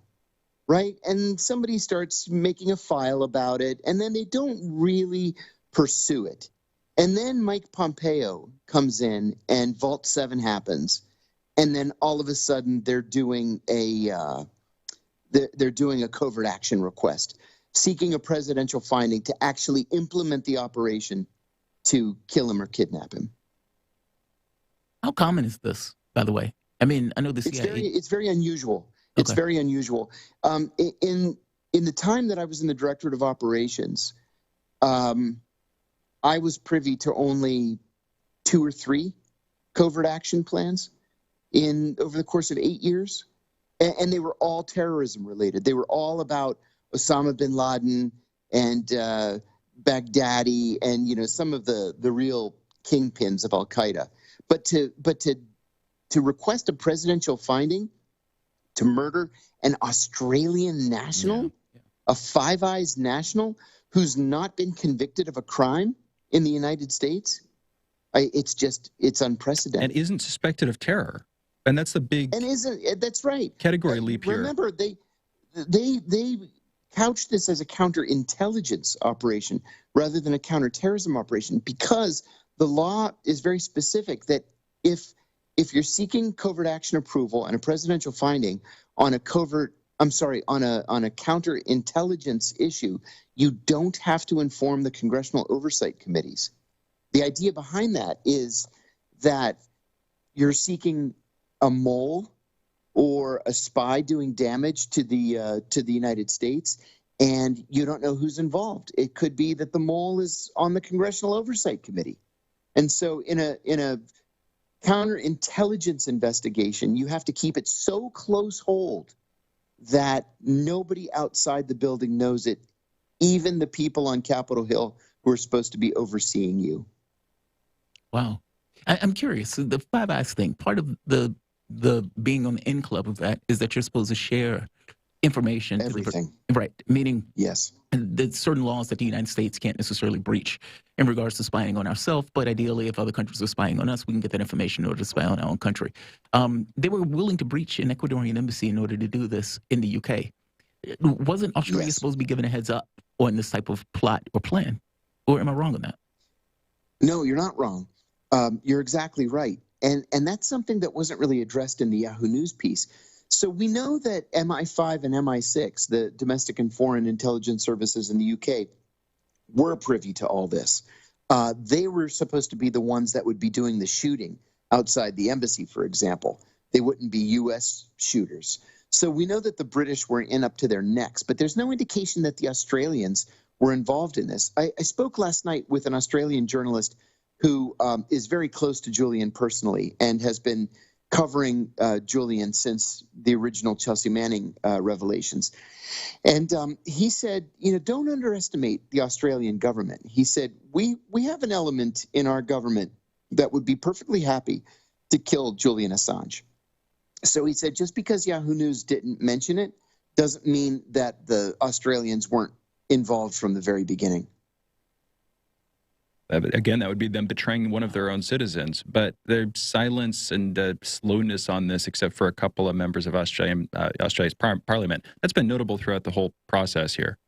One of the things that surprised me is just over the last couple of weeks, there's been this not bipartisan, but multi-partisan move in Australia to demand that the Conservative government ask the British to just send him back to Australia to let him live his life. Conservatives, Liberals, Greens, Independents, they've filed a petition with the government. They have marched in front of Parliament, and these are members of Parliament. So this is the first time this has happened in Australia. I'll tell you, even though despite the fact that Julian is an Australian national, the Australian media and the Australian government have really not been terribly interested in his plight. And just recently, that's begun to change, just over the last couple of weeks. John, real quick, this wasn't necessarily planned, but the information has been kind of breaking this morning. China pushes back against the United States' call for Taiwan to join the United Nations. And we had Biden giving that kind of weird comment saying that basically he was going to militarily go to war in order to defend Taiwan. And it seems the whole strategic ambiguity thing seems to be breaking down on some level with them getting that much more boisterous on this. I mean, we just had Blinken release a comment saying that the United States or that Taiwan should be either admitted to the United Nations or at the very least become more involved in the United Nations. All of these things seem to be red lines. I'm curious, from the CIA standpoint, what are they thinking as the president and as the Secretary of State basically double down on this notion of breaching strategic ambiguity? And I know that the CIA was supposedly pivoting to China and I guess operations against China, seen as the United States' main adversary. What's going on in the intelligence services as the U.S. government kind of reorients towards China in this way? Well, I've been out for a while, but my guess is that this is not something that the CIA would necessarily like to see for a couple of reasons. First of all, it rocks the boat. And rocking the boat is never good when you've got multiple, intelligence operations going at any one time. Secondly, the United States, of course, because we don't recognize the sovereignty of Taiwan, we don't have an embassy in Taipei. We have something that's called the United States Trade Mission. And, what's in a name? It really is an embassy. We just don't call it that. It's absolutely massive. It's bigger than most of our other embassies around the world. That's where we train our foreign service officers in Chinese language. So we've got a huge presence in Taiwan, but we like things just the way they are. There's no reason to rock the boat now and to provoke the Chinese. I have to tell you, when I read Tony Blinken's statement yesterday, I found myself shaking my head because I just don't understand what the foreign policy goal here is. Why provoke the Chinese like this? It doesn't make any sense. And at the United Nations, well, Taiwan is not going to be admitted to the United Nations without Chinese acquiescence on the UN Security Council, and they're a permanent member. They have a veto. So it's just not going to happen. So why bring it up in the first place? Why anger them? Why throw another wrench into already difficult U.S.-Chinese relations when there's no clear foreign policy win? It seems like a pretty clear step away from strategic ambiguity, which... Oh, yes. Right? Which, is there anything to be grateful for in that sense? And I don't mean grateful in the sense of, okay, the U.S. is now preparing for war with China, with China, but at least we know where we stand on this one. At least we know where the red lines are, and at least we know, okay, the U.S. will do this, and therefore, from China's perspective, they might not make decisions. I don't know. What's your take on that idea, John? Yeah, I think you're onto something there. The thing about the Chinese is they're always reactive, right? They're not proactive. They like things just the way they are.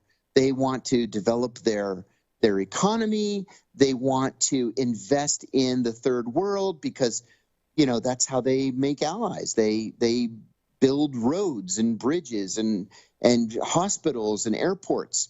That's helping countries develop their economy is how China, scores foreign policy wins. And now they're going to have to worry about the U.S. Navy being in the South China Sea. They're going to have to worry about diplomatic wrangling at the United Nations, all this stuff that they just didn't want to have to deal with. And, why change a policy of 42 years standing?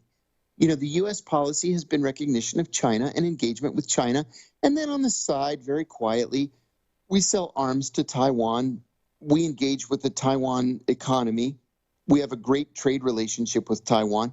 Why mess with that when it doesn't need to be messed with? See, I take Biden at his word for this stuff, though. And what I mean by that is Biden's entire framing from the time he's been in office is that there's this struggle against autocracy versus democracy, and democracies can win. And, even the other speech he gave, I think it was like maybe last week, where he's like screaming at the height of his lungs that, there are fewer democracies. Like he's losing his mind on stage, banging on the podium and whatnot. It seems that he's in this kind of weird, I don't know, and his senility has gone into this idea of, okay, well, we need to fight China. We need to fight China. We must compete. We must compete. And in his head, I think he considers this competition. I mean, initially when he first made that statement about militarily defending Taiwan, which is, again, that's hitting a red line big time. And even with this statement with Blinken, serious red line. You're basically saying that Taiwan is an independent country, which is not something that China is going to tolerate. And so you have, it seems that that's where he's going with this. In his mind, this is competition.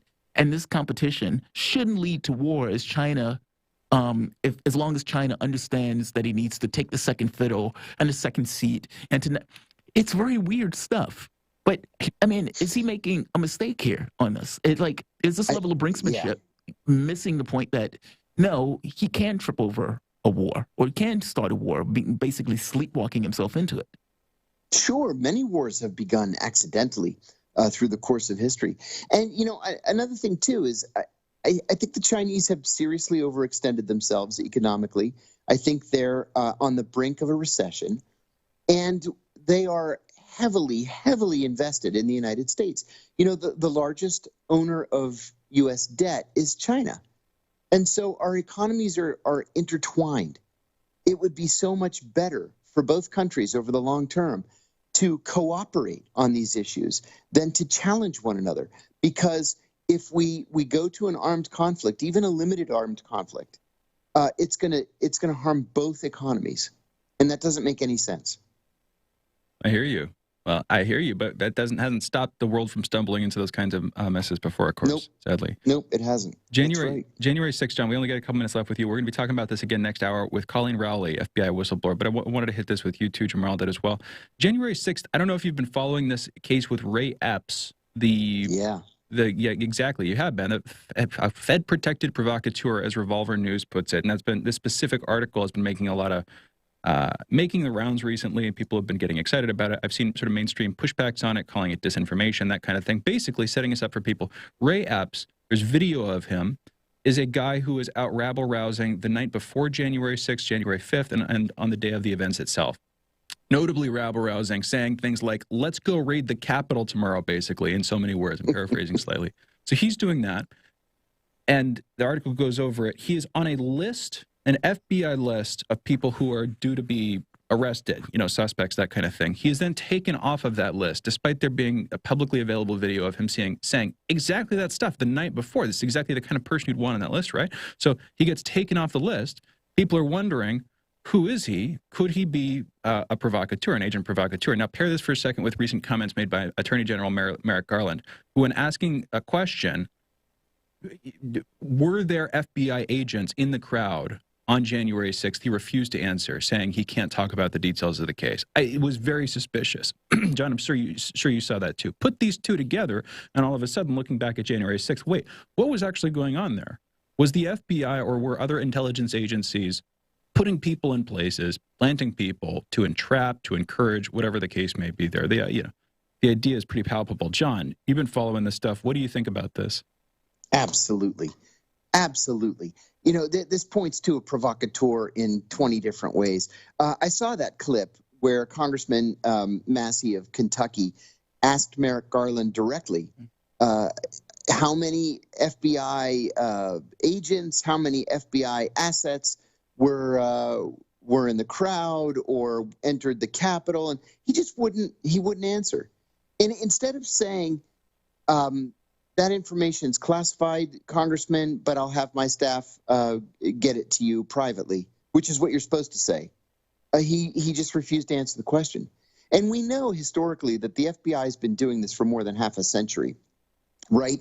There are wonderful accounts of Vietnam protests where, you know, a half a dozen people show up to plan the protest, and all of them are FBI agents undercover, and none of them know that all the others are FBI agents, and they're plotting against each other. That used to happen all the time during the Vietnam War. But this is something that the FBI does, where they'll put in either FBI agents or FBI assets, provocateurs, and stir up trouble to entrap people.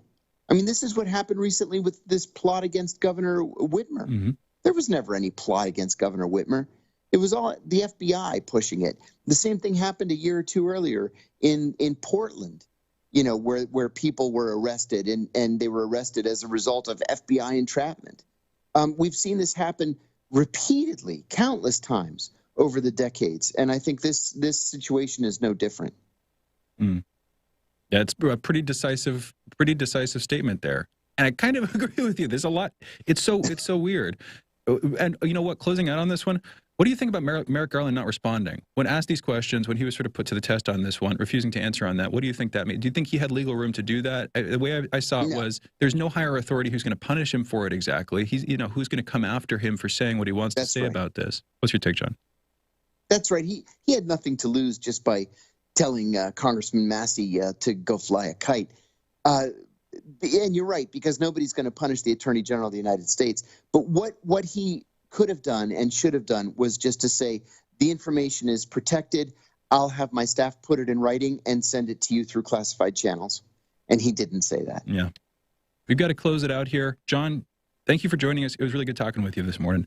My pleasure. It's always fun, guys. Thank you. Always fun, too. On our end, John Kiriakou, former CIA officer, co-host of The Backstory. That's a show here on Radio Sputnik, airing every day, every Monday through Friday from 4 to 6 p.m. Eastern. He's also an author of books, including The CIA Insider's Guide to the Iran Crisis and The Reluctant Spy. Follow John on Twitter at John Kiriakou. Learn more about him at johnkiriakou.com. You're listening to Fault Lines with Thomas and Stranahan. We're going into a break. Coming back in a minute with Chuck Modi, justice journalist and youth advocate, covering the protest taking place at Howard University here in Washington, D.C., with students protesting against poor living standards. This is a bit of a local story, but it's an interesting one, looking specific. It has to do with the pandemic, has to do with a couple different things here. We're going to be coming back with Chuck on the other side of this short break. You're listening to Fault Lines with Thomas and Stranahan. Be right back.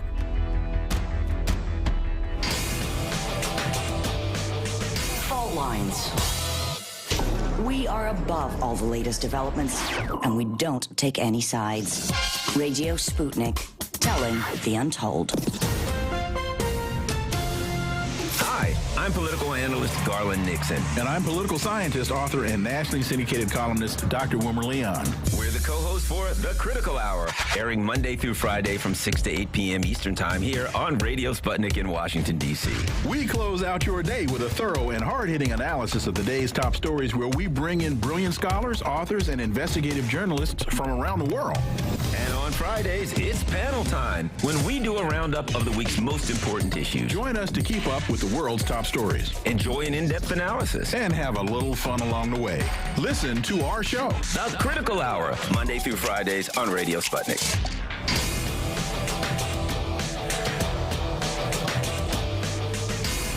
Fault Lines.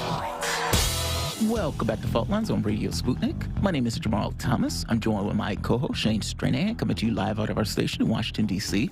And as Shane mentioned before we went to the break, we are going to have a conversation on Howard University. There's been a 2-week protest basically taking place where the students have been occupying Howard's Armour J. Blackburn Center. And they've basically vowed to stay put until the university remediates mold in student dorms, creates a housing plan for incoming students or freshmen, reinstates student faculty and alumni members to the University Board of Trustees, among with other demands. The university president, Wayne A.I. Frederick, wrote that the protests over the poor conditions must end. To have a conversation about this, we're joined with Chuck Modi. Chuck Modi is a journalist or justice journalist, youth advocate, and sports writer for Deadspin. Chuck, thank you for joining us.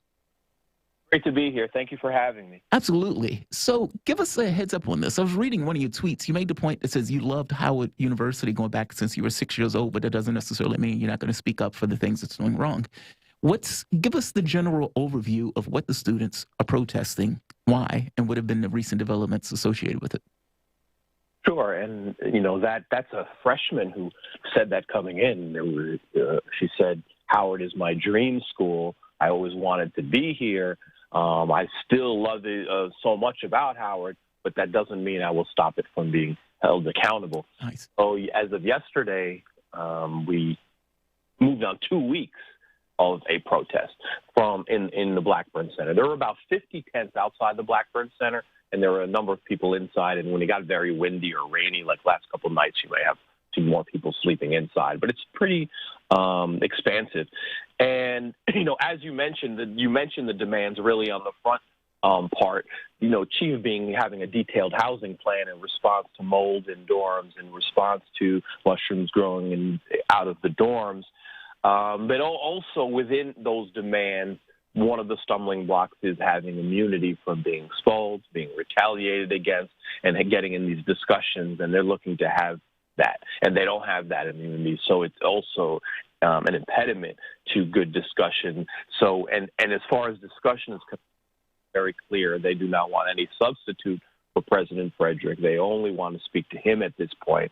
Other liaisons, like Vice President Evers, they said they don't want to do that anymore. And not only that, they don't want a one-on-one or two people. They want it in a town hall, which is originally what they wanted at the beginning. Mm-hmm. They made the point of saying not many of the residences are dysfunctional, basically, that most of the students are basically living in conditions that are free of mold.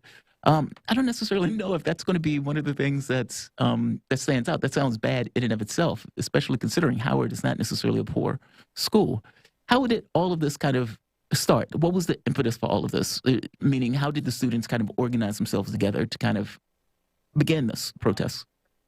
Yeah, I was there the first night, and I knew could possibly have, but not for sure, or something like that, because there was a town hall meeting and leadership on Howard University did not show up. This is 2 weeks ago, and apparently this has been a pattern. This comes after Howard students say that they have been trying to meet through formal channels to have their grievances met for a very, very long time. The word I kept hearing from students is the Howard runaround. So after that meeting, they just said, if you're not going to hear me, forget it.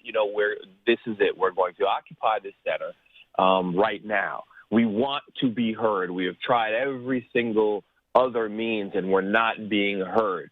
And so it was both spontaneous, but also like they knew going in, this was a possibility if they didn't get the result they wanted. And then it gets, somewhat complicated, because then you find out that, there's so many layers to this, but you find out that Howard has a contract with Corvius that they signed in 2016, which is a contractor that has worked with the military, worked with the University System of Georgia, gets these 40-year contracts.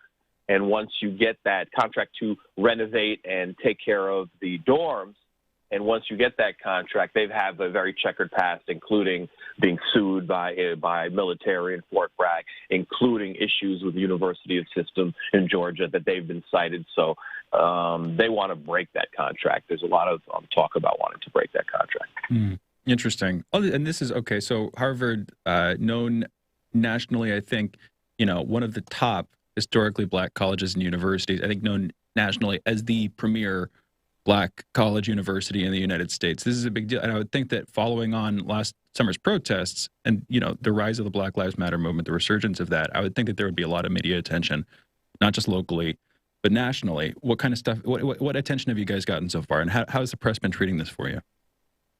Well, I think it's gotten a lot of attention compared to other D.C. protests, which get no attention. I'm an independent journalist. I cover a lot of issues in D.C. This is a Washington Post town, okay? If Washington Post covers things, it gets attention. If they choose not to, it does not get attention. To this day, people don't know the explosion of protesters post-George Floyd, including some Howard students as well. They have no idea. They might know it happened a week. They don't know it continued with no cameras, and there were 12 to 14 nights where people were tear-gassed on Black Lives Matter Plaza, not dissimilar to Ferguson. It's just they usually happen at 2 and 3 in the morning because people were occupying tents out there.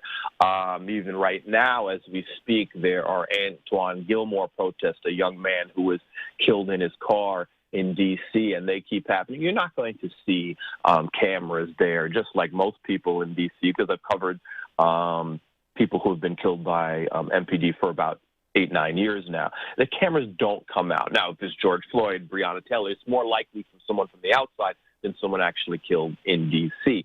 So that it's par of the course for D.C. protests to be ignored. Howard, and which garnered the support over the whole university, I think that in and of itself of having tents outside Howard maybe helped that happen. And then when media comes, you find some are there for different reasons. So should it get more attention? Yes, it should. Does it have more attention versus the media silence that we're used to in D.C.? Yes, too. Very interesting. What do you think is going to result in this? I mean, has there been any willingness to sit down and meet with the protesters? Have the protesters shown any signs of slowing down or wearing thin in regards to their occupation of the building? Like, what's going on so far currently? The short answer is no, and then no.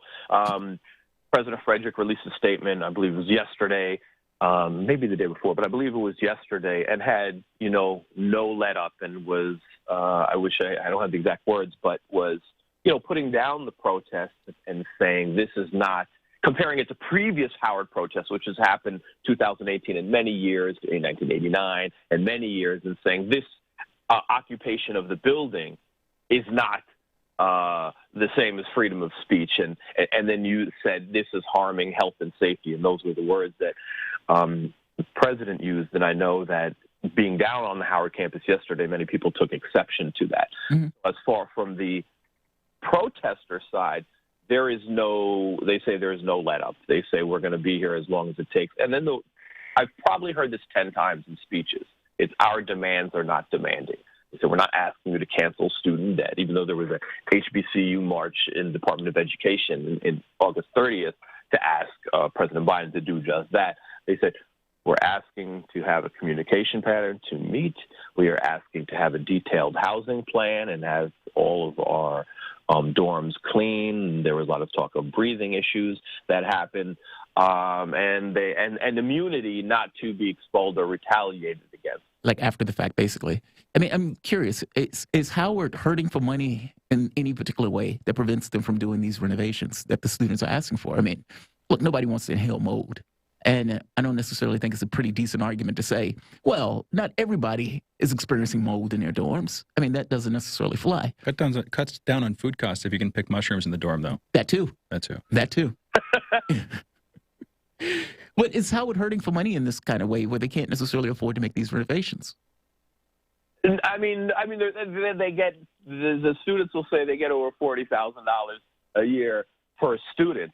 Okay, so it seems that shouldn't be a problem. I mean, we know, and the short answer is no. Now, if you want to take this grand, larger view and say, well, the Ivy Leagues have 10 times more endowment, and when they mess up or when they have a scandal, they could dip in and maybe, fix those things.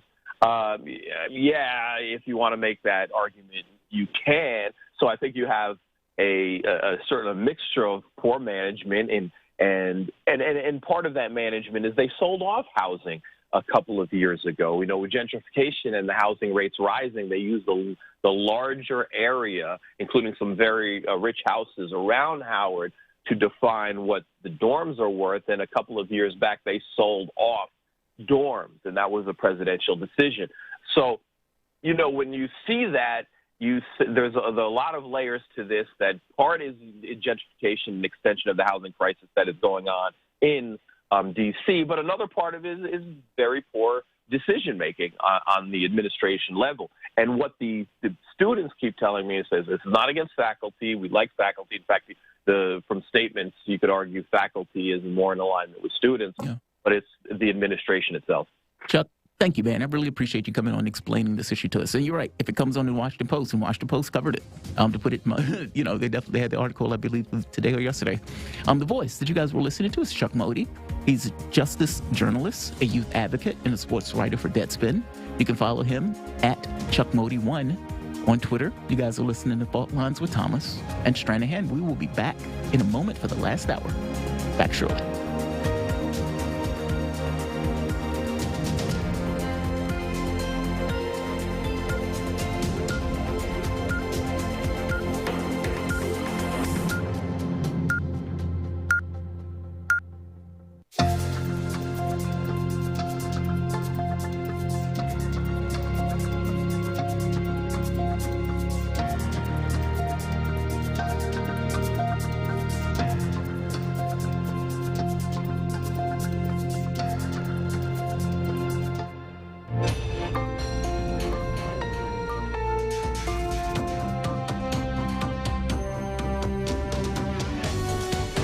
Listening to Radio Sputnik. Telling the untold.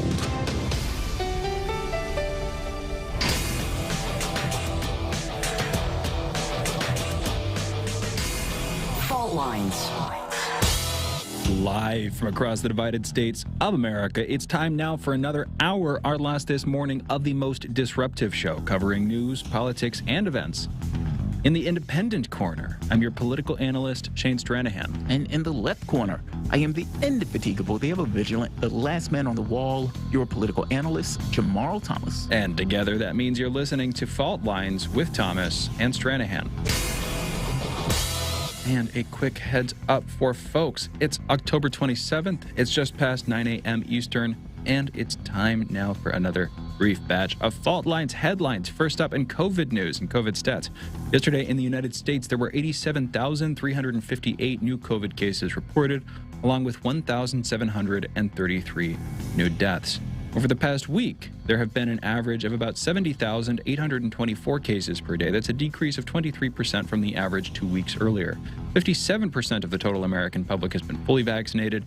66% of residents have received at least one dose of a COVID vaccine. And as of this morning, the coronavirus has infected 45,616,284 people across the United States. It has also killed 739,259 people here in the U.S. Stephen Donziger was denied bail yesterday and has been ordered to report to prison within a day. Donziger, for those folks who don't know, is a previous guest on this show. He's a lawyer who has been unjustly prosecuted/persecuted by Chevron. He tried to help people in Ecuador and successfully helped them get a large settlement, $9.5 billion a settlement from Chevron over Chevron polluting the Amazon in Ecuador. So Donziger wins this case. Chevron tries to appeal multiple times. They lose those appeals. Then after they lose, they prosecute him. They pursue prosecution against him in the States. That case gets picked up in the Southern District of New York, a New York court district, a notoriously corrupt one, I might add. And Donziger put into house arrest for an unprecedented length of time, considering the alleged crime, and now charged, convicted, and yes, denied bail. That's the status there. We've talked to him a couple times before. We're going to be talking about this. We were talking about this a couple minutes ago with John Kiriakou, and we're going to be talking about it again in a few minutes with Tim Canova. Continuing with headlines, however, the district attorney in the case involving Alec Baldwin accidentally killing a crew member on the set of his movie Rust, well, the DA in that case is saying that criminal charges are on the table. Wow. I have heard that Alec Baldwin actually might be more responsible than has been portrayed publicly. Really? But that's literally a rumor. I want to talk to the person who said that more. I'm just noting that again. I want to come back to this. I hope not, because so far it sounds like I don't have any particular reason, as far as I remember, to dislike Alec Baldwin. He's a big actor. We're just talking about how he advocates for Donziger. So at least right now, I'm feeling pretty positive about the guy. Anyway, the narrative up until now has been that he completely had no idea this was going to happen. Yeah. That the prop director on set had negative comments made about him in the past, that he was reckless. Somebody said back in 2019 that he was reckless. Article out today saying that in one of the other, Nicolas Cage apparently didn't like the guy because the guy would discharge weapons on set. I mean, it seems like a lot of emphasis is being put on that person. This guy, and how reckless he is. And how people have talked about it in the past. Yes. So anyway, it made sense. Okay, that guy screwed up. There we go. Alec Baldwin is in the free and clear. Well, apparently, from what I heard, we'll see. Continuing on with headlines, in international news, Belgium has warned EU member Poland not to treat the European Union like a quote-unquote cash machine, with Belgian Prime Minister Alexander De Croo telling the country, quote, "You cannot pocket all the money, but refuse the values," end quote. And with that, those were our brief headlines. You're listening to Fault Lines with Thomas and Stranahan. And just a quick word on that one. This just came out like a minute ago. A little bit more than a minute ago. EU court orders Poland to pay $1 million euros a day in rule of law row. What? Yes. 1 million euros a day. So it says the European Tops Court said on Wednesday it had ordered to pay Poland a penalty of 1 million euros, $1.16 million, for not suspending the disciplinary chamber of the Supreme Court. Very interesting. So basically, I mean, you have to do something, right? I mean, if you're the European Union and one of your states get uppity and says, yeah, our courts supersede your own courts, you got to do something, right? I mean, when France, this got into start Italy. Finding them? I get you have to do something, but I would think this is one of the, sorry for cutting it, because I'll hand back. This would be one of the core disputes inside the EU is, okay, who has legal sovereignty? That's a core dispute. But the response, I thought there would have been some protocol for dealing with, okay. It is finding them. We disagree. Apparently it's to fine over a million euros a day. I don't know. It's just like a...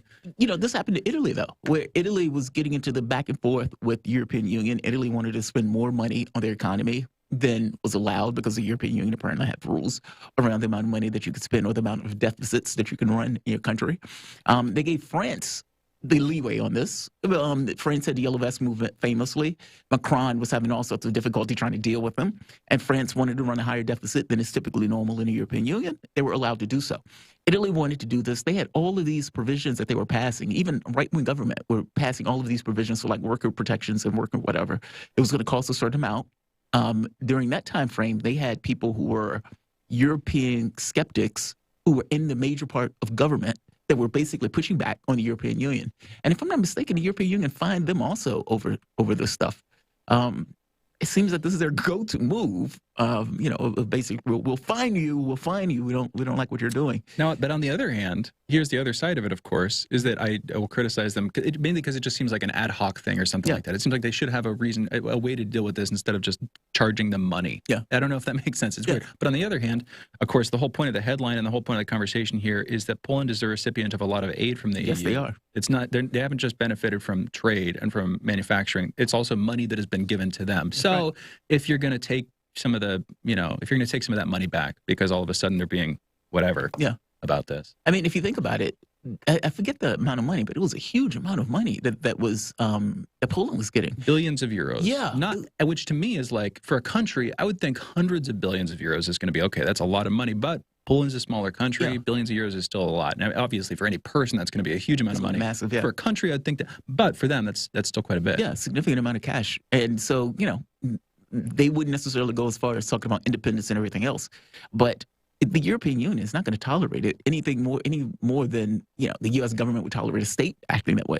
And I get that these are countries, but they gave up their sovereignty at the point where they just chose to be a part of the European Union. They thought they could get more out of it than not.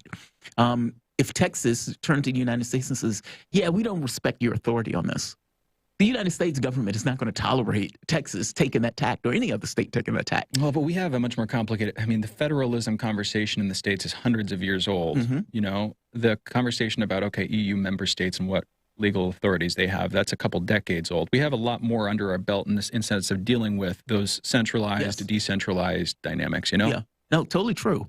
By the same token, though, they understood the rule set that the moment that you get into the European Union, there's certain rules that you're going to have to be governed by.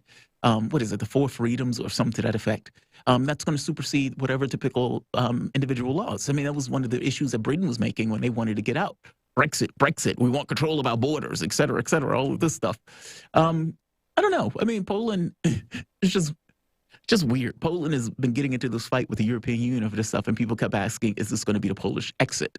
And who knows? I mean, after looking at the UK, think again, bro. Like, maybe. Yeah, I mean, but look, I could be totally wrong. Poland could totally choose to jump off that cliff. No, but I don't know why they would. I don't know. But why they would, exactly. Why they would. Yeah. Yeah. So we'll see. I mean, right now, it's hard to know whether this is just the internal politics, like where, you know, it's kind of like in Italy where you had these kind of Eurosceptics, and the Eurosceptics, it was good politics to kind of hit that bee's nest. I don't fully understand the politics of Poland to go one way or the other with that one, but yeah, 100 million euros a day. That's a chunk of change right there. It is. Another interesting thing about Poland actually is, okay, you got Poland and Hungary. These are the 2 countries in sort of Central Eastern Europe right now that I've seen described in various ways as, like, you know, in the context of the EU, a bit rebellious. The Pole exit, the Hung exit or whatever. Yeah, it's like the last dictatorship of Europe. Yeah, no, that's Belarus. I think that's Belarus. You're right. You're thinking of that. But no, Hungary and Poland I've seen, because Belarus not in the EU. But Hungary and Poland are these 2 countries that I've seen as I've seen them described as a bit like in a slide towards authoritarianism, that kind of thing, with strong men in charge, strong leaders. But that sounds too positive. Strong men in charge, that kind of thing. That's how they've been painted. But they have drastically different foreign policies, as far as I can tell. Where Poland, because of course, historical World War II grievances, dramatically anti-Russophobic. Really doesn't like Russia. Extremely so. Because of the Molotov-Ribbentrop Pact and all that. Yeah. Hungary, a bit less so, and a bit more of this sort of populist, smaller European country, where it's a bit, you know, I think right-leaning in some ways. And Hungary is notable because they're very anti-George Soros, if you remember, like laws specific to Soros, banning his organization's activities, and there were these advertisements that the government endorsed and I think put up themselves, the Hungarian government, that were like pushing back against Soros, and they were being called anti-Semitic. Anyway, just interesting, these 2 countries in Central Eastern Europe that are sort of in similar positions, both pushing away from the European Union, trying to push away from the reins, and we'll see how that works for them. But both need them. I mean, like, let's be clear. These guys have benefited from it. I mean, it's kind of like states I keep using the states thing. I guess that's the closest allegory to it. But there's some states that are debtor states, you know, where the states are somewhat poor and they get more money from the federal government as opposed to what they put into the federal government. Well, the European Union, I would imagine, is similar in that sense, where you have certain countries that are putting more into it than the money that they're getting out of it. Well, it seems like Poland and Hungary are those 2 states. And it's the whole monetary policy thing with Germany and Brussels leading the way. And Germany's currency really being not currency, but Germany really being the backbone of the currency in terms of the creditability thing. And then Greece and Spain, these much more risky countries. And this whole push and pull of, okay, do I have control over my monetary policy to make the decisions that are going to be beneficial for me economically? Or, of course, is no. Or no, because the alternative and the status quo is to be part of this larger bloc that has the sole right to denominate and to deal with that stuff, and all the questions having to do with monetary policy and all the lingering effects it's going to have on your economy in terms of inflation, employment, that whole thing. I get why individual countries want to push back, because they want individual control, but that's not the deal that you signed. You know? Yeah, it chose to be part of the euro. Which doesn't mean they need to stick in that deal, but it means if you're going to pull out of that deal, where everything else is on the table too, everything else is subject to negotiation, and of course that's the Brexit thing. But with Brexit, isn't the UK being treated a bit punitively because the EU wants to make an example of them because they don't want any other countries to leave? And for all these other countries, they're like, you know what I mean? That's the question, right? That's the question. I don't know. I mean, because honestly, all of this stuff was foreseeable. That's the catch. That's the rub. Like. They never had a good answer to Brexit. I mean, if you remember, they kept asking Theresa May, what do you mean by Brexit? Brexit means Brexit. And for like a year, she said, Brexit means Brexit. Brexit means Brexit. And then they would say, okay, well, what are you going to do about Northern Ireland? What do you mean? what are you going to do about Northern Ireland? Yeah. I mean, like, there are certain factors that the United Kingdom has that are just specific to the United Kingdom. Yeah, why didn't you respond to this? Why didn't you Why did you have no plan? Yeah, you had no plan for this. And even this notion of like, okay, we're going to put a border down the Irish Sea. You're going to do what? And Boris Johnson was like, we're going to use this special technology to check our inventory and check our devices and everything else to make sure that they meet the rules of the European Union. Nonsense. That stuff didn't even exist. And it's like they knew that for God knows how long. It's a big upset. It was a big up, and obviously Boris Johnson won out. You remember Dominic Cummings, who's political advisor to Boris Johnson? Yeah. I'm kind of interested. I have weird feelings of like, I kind of like Dominic Cummings in terms of the things that he's interested in. He read Tolstoy. He's a big fan of Tolstoy. Yeah. He's into this guy, John Boyd, who's like a military strategist. If I remember correctly, he's even a fan of Brian Eno, the musician, ambient musician Brian Eno, who's like one of my favorite artists. So my point is, I've got a weird affinity with this guy. But I can also be critical of people. And I remember there was this interview that he was doing. Just so I'm clear, this is the one that basically said, that told on Boris Johnson, that he said all of these people will be dead with the COVID stuff. Yeah, with the COVID stuff. With the COVID stuff more recently, but he was one of the masterminds. This is how he was portrayed, as a gray eminence, sort of shadowy figure behind the scenes who was putting, giving Boris Johnson advice, the real puppet string puller or whatever, marionette controller. Yeah. Exactly. He was painted as that kind of guy. The Steve Bannon of Boris. And I remember, I want to look into this a little bit more, but there was an interesting interview that he was doing, I believe, with the BBC. People don't like him in England, specifically the media establishment, mainstream media over in the UK doesn't like him because he's with Boris Johnson, and broadly there's this war going on between a lot of the MSM over there with Bojo and the Tories. It's natural. Anyway, in the meeting, he said that they didn't want Boris. They were using Boris Johnson. They were using Bojo because they saw him as electable. They wanted to get him into the administration, and then they were like, "We've got to get somebody else in." He was our foot in the door. Yeah, we need to replace him with somebody else. Now, good luck with that. Good luck with that, because he's his own political player. Yes, he's a bull, and he's smart, and he's powerful, and all that stuff. I'm not trying to load him up too much, but he's competent. He's all those things. He's proven himself competent. So that was not going to work. But my point is, that was the weakness they were going into Brexit with. And the discord on the back end, the same way it reminds me of how Trump couldn't put together an administration that could get his policies through. He had to staff it with the swamp creatures that he said he hated naturally. You know what I mean? Same kind of dynamic on the British end, where there was so disorganized on the back end. You got this populist movement shaking things up. They're not planning that far out. They're not that smart. I'm sad to say they weren't making those kinds of predictions of, okay, how are we going to deal with the They were far Irish better politically crisis? than they were in real terms of technical details of that stuff. Yeah. I mean, because politically they won. I mean, they beat the stuffing out of Jeremy Corbyn. They were able to take the government over from Theresa May. And I mean, even when he was losing these House votes, he was still like 70% approval in the public. He turned, it was the wildest thing ever. He turned over this notion of the referendum into freedom and democracy. I am the guy who's protecting freedom. I am the guy who's backing you in this thing, and ribbing Jeremy Corbyn mercilessly, like making him look weak, making him look incompetent. I mean, because basically it's like, are you going to support the referendum, yes or no? Well, he can't answer that. We're going to go to the European Union, and we're going to take another vote, and we're going to... It's like, what? What are you talking about? And it was like ribbing him over and over again. Yeah, politically, he is very astute. Technically, no. Not so much. Not so much. In terms of getting it done, actually. We got to close it out, though. So we got a guest on the line. I want to make sure we get to him. Tim Canova, we're going to be coming back and speaking with over the sentencing of Stephen Donziger. Tim Canova, political activist, law professor, and we'll be back with him in a minute. You're listening to Fault Lines with Thomas and Stranahan, back on the other side of this short break.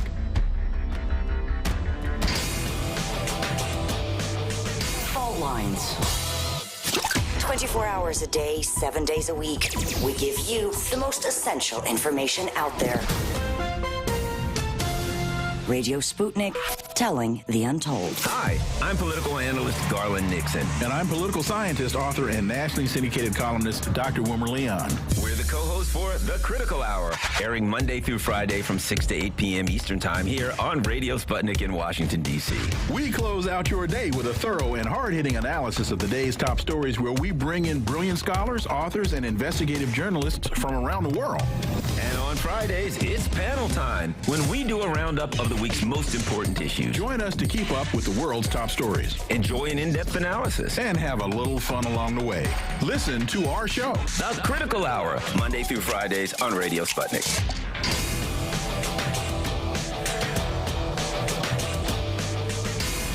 Fault Lines. Welcome back to Fault Lines on Radio Sputnik. My name is Jamarl Thomas. I'm joined with my co-host Shane Stranahan, coming to you live out of our station in Washington, D.C.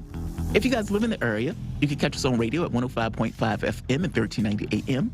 We're also in Kansas City at 102.9 FM and 104.7 FM.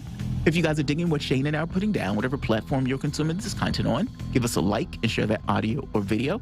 If you want to join in on the conversation, you can do so with a chat, a tweet, and of course, you can reach us by phone at 202-521-1320. That is 202-521-1320. Your engagement helps makes this show what it is, so definitely don't be shy. We've been doing this report, basically making the point about Stephen Donziger being sentenced to jail. He was going for an appeal yesterday, 10 a.m., with the idea that he could serve, basically be on bail as his appeal is being heard, or that was denied unceremoniously in basically a one-line statement. It is hereby ordered that the bail motion is denied. The Second Circuit's unanimous three-judge panel wrote, "This is an astonishing case in what has been an even more weird, shocking, and astonishing series of events that have basically had Donziger in home detention for 800 and some days, maybe over 2 years at this point, and is now, on top of everything else, going to be sentenced for a 6-month stint." To join us to have a conversation about this case, the weirdness of it in general, and the legal precedent for this, we're joined with Tim Canova. Tim Canova is a political activist and law professor whose work as chairman of Progress for All is focused on supporting progressive candidates and causes at the national, state, and local levels. Tim, it's been a while. How are you doing? How's it going? Doing very well, Jamal. How are you? I'm doing all right. So far, so good. Greatly annoyed by this verdict, to put it mildly. How weird is this? And I'm asking that, I mean, you're a law professor. You would know better than, I guess, any of us would. This seems very strange to me. This is not a jury by its peers. This is basically a judge with affiliations with Chevron that decided to have a private prosecution using a law firm to do this prosecution, which invariably ends up with him in home detention and now with a 6-month stint based on this kind of contempt of court ruling. What's going on with this? And give us your take on this, just the overview that you come to this as a law professor. It's one of the strangest cases I've ever seen, to tell you the truth.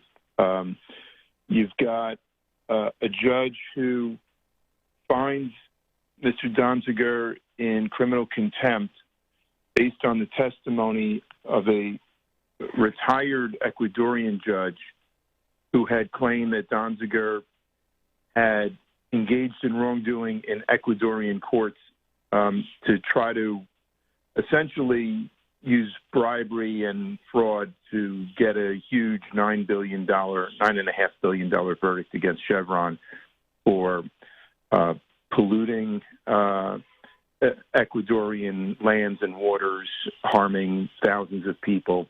And Chevron, I should say, took over Texaco, which had really done most of the damage itself. But that star witness, a fellow named Alberto Guerra, the former Ecuadorian judge who had implicated Donziger in this scheme to defraud the Ecuadorian courts. Well, Guerra, not long after his sworn testimony against Donziger, recanted and told an international tribunal while under oath that he had lied. And during this period of time, that star witness for Chevron was receiving, I think it was $12,000 a month from Chevron. It also paid for immigration lawyers to get Guerra and his family into the United States. And yet, Judge Kaplan, Lewis Kaplan, a federal district court judge in New York, wrote that while Guerra had on many occasions, quote, acted deceitfully and broken the law, that does not necessarily mean it should be his testimony against Donziger should be disregarded wholesale. So, a judge who this was not a jury trial. This judge is the one who was the trier of fact.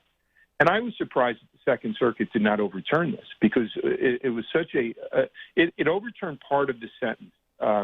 I think the huge multi-million-dollar criminal fine against Donziger, but it did not overturn the criminal contempt of court that might send Donziger into a federal prison for months or longer. I was really hoping the Second Circuit Court of Appeals would have overturned that. And to me, it's reminiscent of an old case. A labor organizer in the 1950s, a World War II hero, a man named Clinton Jenks, was prosecuted during the McCarthy repression, the McCarthy period, prosecuted by the federal government for allegedly lying on his, forms that union leaders, union officials had to fill out, lying about not being a communist. And he was sentenced, this was, I think, a violation of what they called the Smith Act, and sentenced to prison. And this is the early 1950s. And Clinton Jenks was in the blacklisted film called Salt of the Earth. So, I mean, it's a very colorful, interesting history. Salt of the Earth was a film about a labor unrest and strike in Silver City, New Mexico. And again, it was blacklisted. Well, anyway, the fellow who had testified against Clinton Jenks was the government star witness was a man named Harvey Matusow, who they had been flying around the country to point the finger at lots of folks, saying they had been communists, and he knows that, and people were being convicted. Harvey Matusow had a change of heart, published a book called False Witness, in which he admitted to lying for the federal government. The Justice Department did not then release Clinton Jenks. They then just sought to prosecute Matusow for perjury, but they would have kept Jenks in prison. Jenks only gets released when it goes to the U.S. Supreme Court, which United States versus Jenks was a groundbreaking decision in which the court held that the prosecution must share exonerating evidence with defense, something that we take for granted now. Well, does this really have to go to the Supreme Court for Stephen Donziger to get some justice? Well, I mean, would that even happen? Okay, a couple other angles on this one, though, Tim. Just to be clear here, the McCarthy era and the pushback, all the suppression, that stuff, there's a clear political, ideological, national security angle there. This, assuming it's as shady as it seems, is rank corruption, right? You have a judge who's, whether he's bribed or he's friends with friends or whatever, doing what Chevron wants him to do, basically. Why do you think he did it? Simply, Tim, why do you think that Lewis Kaplan, you could throw in Loretta Preska, the Southern District of New York, why are these judges ruling this way? Well, I'll tell you, about a month ago, the Wall Street Journal had quite an expose in which they reviewed the financial disclosures of federal judges and reported that 131 federal judges had broken the law by hearing cases where they had a financial interest. So I went to the database that the Wall Street Journal used to research Lewis Kaplan. And Lewis Kaplan is a wealthy judge with lots of investments. Most of the investments are in, they're not direct investments in Chevron. I'd imagine they are in certain funds, IRAs, for instance. He's got over $1 million in a J.P. Morgan Chase IRA. These are investments that may be invested in Chevron. So these would be indirect investments in Chevron, not direct investments. And I'd be interested in looking at the other judge who you mentioned, that Kaplan essentially was able to hand the Donziger case to. I mean, some of the things that Kaplan did seem so shady. The Justice Department declined to prosecute Donziger, and so the judge himself appointed a special prosecutor from a law firm that serves Chevron and other big Wall Street clients, the firm of Seward and Cassell. Yeah, I didn't even know that was legal. I mean, when the federal government says, yeah, we don't want to prosecute, and the judge decides on their own power, I'm going to get a private law firm to basically prosecute this particular person. That's astonishing to me. It's done so rarely. It is astonishing. It really is. Prosecutors have discretion. Prosecutorial discretion is a controversial but very well-established part of the legal system. And here the prosecutors exercise their discretion not to prosecute Donziger. They probably looked at the evidence and thought, there's a lot of mud being thrown each way here. And especially with a star witness who's recanting and so unreliable as Chevron's star witness was, and the conflicts of interest between the star witness and Chevron, can understand why the Justice Department would not prosecute, but why the courts themselves decided to prosecute essentially by naming a private prosecutor. I do find it astonishing. I do, and it's not like I have a lot of hope that this would get to the Supreme Court. Yeah. The Supreme Court has a busy docket, and there's no reason to think that they would choose this case to hear and to do some justice. So it's very shocking. I keep harping on one point to this, which is the Southern District of New York being the site for this to be held, which again handles major financial crimes cases constantly because, of course, we're talking Southern District of New York, including Manhattan. But I've been harping on it because I've heard that they're notoriously corrupt. Is that true from what you know, Tim?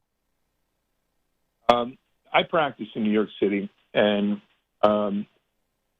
evidence that would rise to the level of notoriously corrupt, I don't know if I would say something like that. But you also prosecute there, and you're also an active player, not to besmirch anything you're saying. But you might say that where there's smoke, there's fire. There's smoke. The bench in New York, the federal bench in New York, is really recruited from top law firms.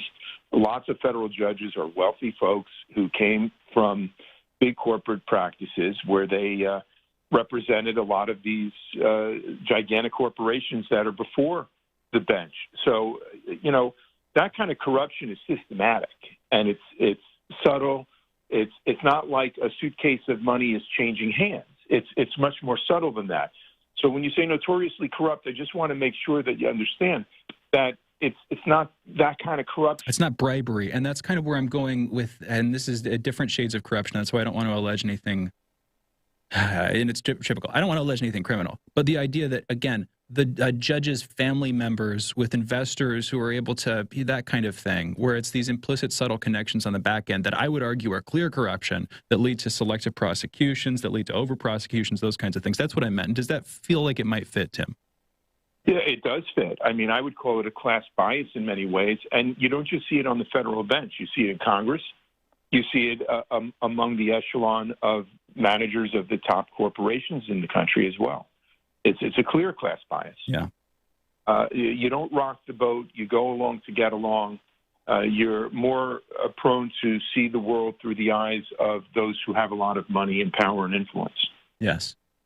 Yeah, and that's why, Tim, we've got to go here, but it's Southern District of New York. The judges there are more likely to have to be listening to have Chevron in their ear than a judge in Sioux Falls, for instance, just because, of course, Chevron's work, regularly having to deal with them because that's the main conduit through which a lot of this stuff goes. And, notably, it makes sense. Jim, regardless, the Donziger case is horrible. Thank you so much for joining us to give us more facts and to explain it. It was really good talking with you this morning again after a long time.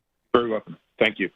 Thank you. Tim Canova is a political activist and law professor whose work as chairman of Progress for All is focused on supporting progressive candidates and causes at the national, state, and local levels.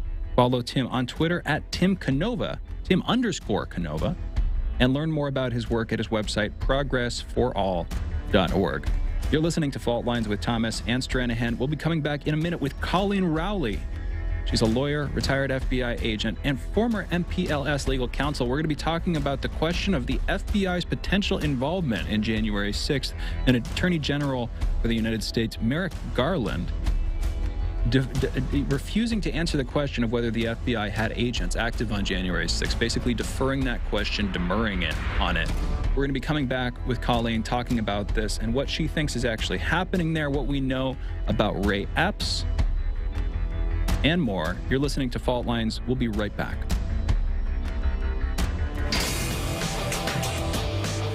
Fault Lines. Tough questions are the most powerful weapon we have. As long as you have questions, we'll keep asking.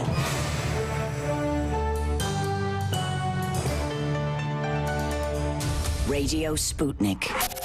Telling the untold. When the going gets tough, the powerful want propaganda. But we won't let them cancel the facts. Whether you're woke or drowsy, we know that you can handle the truth, and we're giving it to you every morning. Fault Lines with Thomas and Stranahan every Monday through Friday from 7 to 10 a.m. Eastern. Your first stop for sanity in a world gone mad.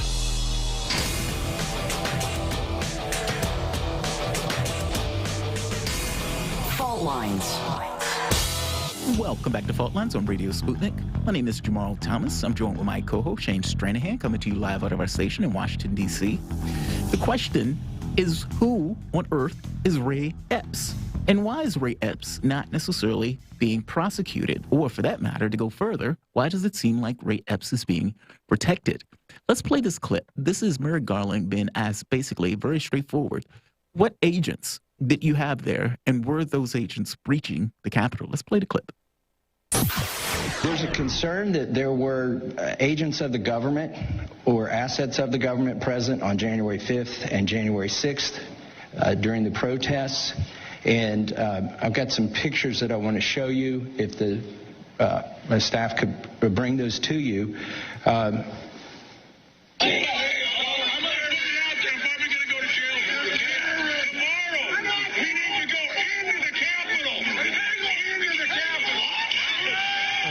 I'm afraid I can't see that at all.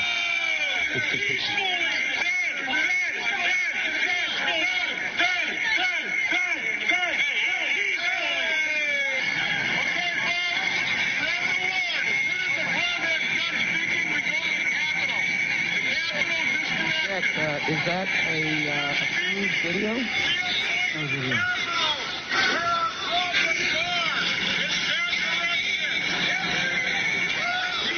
All right, you have those images there, and they're captioned. They were from January 5th and January 6th.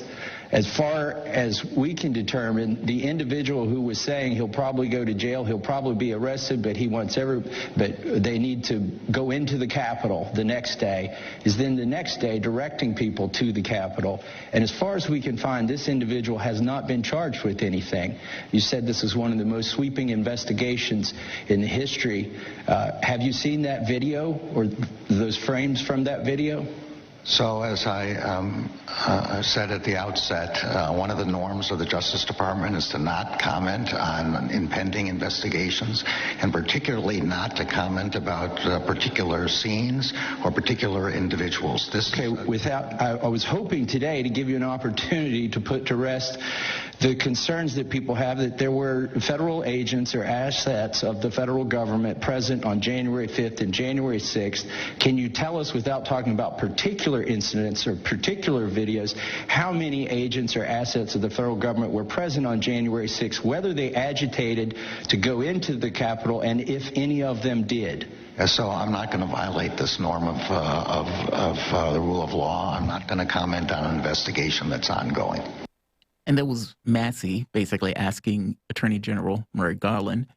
Garland, in this case, completely demurred from, honestly, a decent question. I would even make the case that says Merrick Garland not answering it makes it that much more of a pressing question to ask in the first place.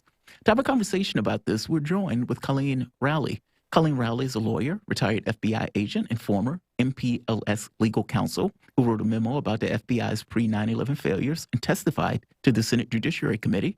She was also a Democratic Farmer Labor Party candidate for Congress in Minnesota. Colleen, thank you for joining us. Yeah, thanks for having me. This story is uber weird. You just heard the voice of Massey, Representative Massey, basically questioning Attorney General Merrick Garland, and Garland refusing to answer. And to make this weirder, I mean, you've had the FBI basically rounding up people all across the United States that were associated with January 6th, left and right, picking people from all sorts of countries. People were telling on their parents, the works. And yet, this gentleman, Ray Epps, who's basically saying, I may be arrested, but let's go to the Capitol. We got to go to the Capitol, is decidedly not arrested. In fact, the FBI on July 1st, between the hours of 3:37 a.m. to 5:55 p.m., the FBI took action on Ray Epps and basically scrubbed him from the list of people who were basically going to be prosecuted or who basically were on the most wanted list for people who were basically at the Capitol. This is very weird behavior. What is going on with this? And why on this is Epps getting this level of protection that many of the other people are not afforded? Well, a lot of activists on, we have a polarized situation, so we have activists on both sides who are hyping their particular narrative. And, if you look at the January 6th, where the mainstream media has carried this, it's been really portrayed as, a coup, and some of the Democrat politicians have really hyped up that, the country was in danger. It was as bad as 9/11. So you have that hype on the other side. Then activists on the other side have looked at compared the indictments with some of the videos, and they've come up with a pretty good circumstantial evidence that a lot of some of the leaders of the going into the Capitol, going through the barricades and getting in, some of the leaders of that who encouraged the crowd to break through were potentially informants or I doubt there were undercover actual agents, although I'm sure there probably were some undercover agents, because since 9/11, this infiltration of all kinds of groups, especially the Islamic groups, has been unbelievable. They've sent agents into everything. Even here locally in the Twin Cities, we had people coming to planning meetings before the Republican National Convention that were monitoring little meetings in libraries, and several people in the group would be undercover agents, just monitoring. And that's because the Attorney General guidelines were all but eliminated. These Attorney General guidelines that came about after the Church Committee in 1975 that restricted the FBI from operating informants. And one of the big things that the FBI has always been in trouble with, it's a systemic and endemic problem in operating its informant operation, is that they go for what's called the top echelon. If you remember the problems with Whitey Bulger and Boston and operating the top leaders of the Irish Mafia who were murdering people. This went on for 20 years, and the FBI was caught operating the top leader who was a murderer. The problem with that is they went for the leaders, and people think, okay, well, if you're just a little guy at the bottom of these groups and listening in, that's not a big deal. But when you start operating the leaders of groups, then that leader can influence his underlings and the underlings to do illegal things, and that can, almost is a kind of an entrapment. And this is what the Church Committee found out during the 1960s and 70s under COINTELPRO, is that the FBI was recruiting not just people to go into meetings of Martin Luther King and feminists and anti-war people. They weren't just recruiting people to go in and listen. They were actually flipping the leaders of those groups.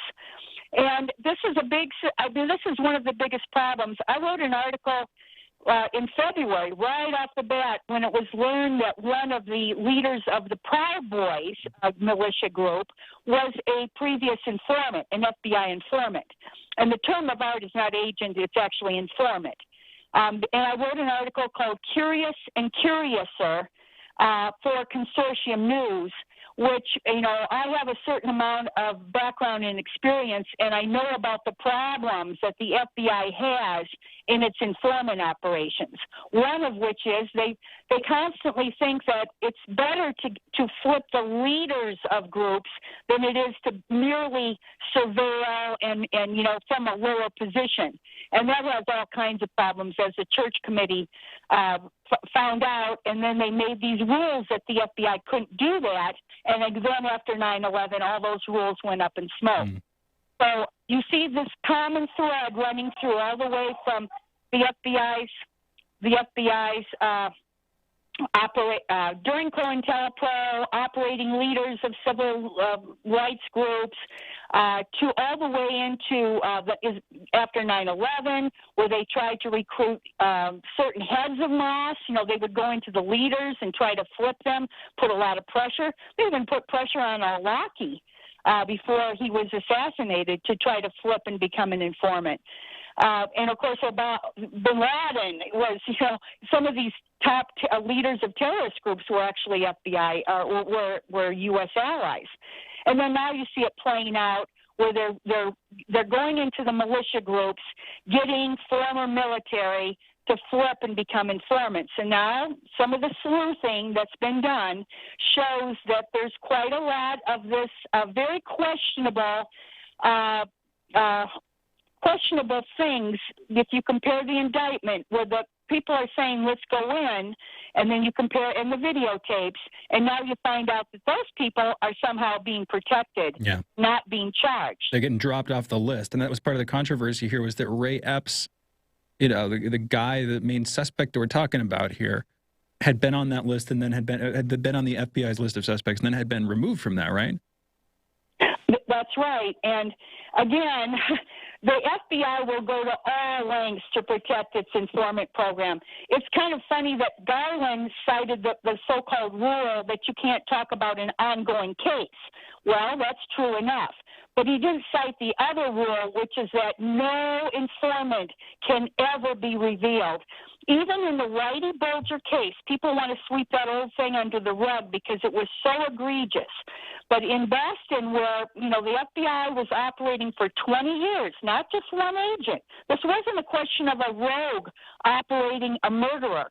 This was probably most of the office who knew about this, and I think even Robert Mueller knew about it. There's some evidence he even knew about this.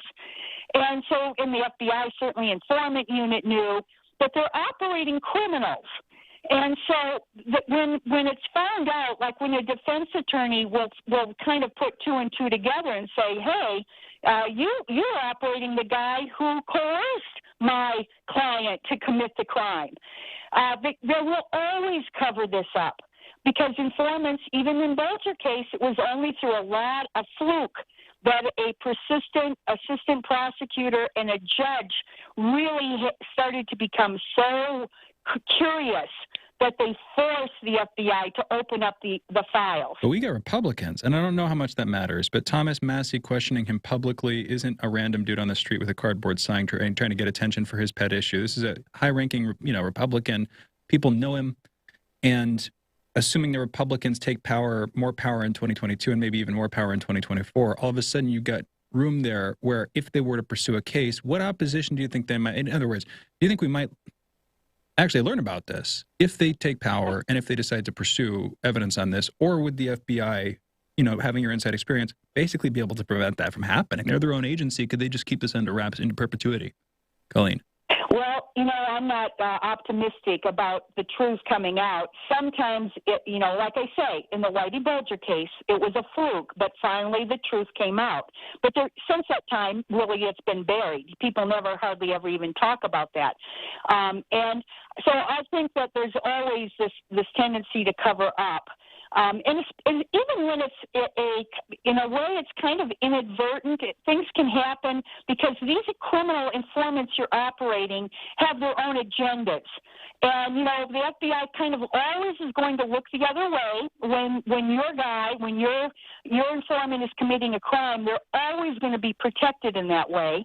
And sometimes the informants, like you think about it, these militia leaders they're tasked with trying to find out about crimes. They're paid actually when they can incite crimes. They're paid for that. And so, but on the other hand, they're under instructions that they can't commit crimes. Think about it. So, like a Ray Epps, he's egging on the crowd, but he himself is not going to get caught in actually going inside and, breaking a window or whatever. And then there's parts of it where he seems to be on the side of the police. Yes. So they're put in a very difficult position, and these kinds of things, like I said, it's the systemic problem here is that the FBI should not be allowed to operate the leaders of any group that it's targeting. And that was a COINTELPRO problem. It was the church committee rule that was put on, and guess what? It ended. Basically, completely ignored. I mean, because Epps is in this weird situation where he's basically trying to protect the cops on one end, but also trying to get his people to go in. And then the wording, I may go to jail for this. Well, actually not. The other people went to jail for it. But it's this notion of trying to show some level of commonality with the people who are going in. I may go to prison with you all for this. Yeah, and he's kind the of one role that was modeling that protected for for them, it. right? Yeah, it's very weird stuff. Informants are actually told they are given license to commit petty crimes. There's a policy whereby they can get permission from the FBI to commit little crimes, but they're told not to, of course, that like a bulger, they can't commit murder. But they're given license to do things that would otherwise be illegal. So they're given a lot of instructions, and the FBI. It's the fault of the whole systemic thing in the FBI, where after 9/11 they made all of these statistics through these sting operations where they were, vulnerable people that were egged on by FBI informants and whatever. And this has been Trevor Aronson wrote a whole book. I mean, there were hundreds of these cases.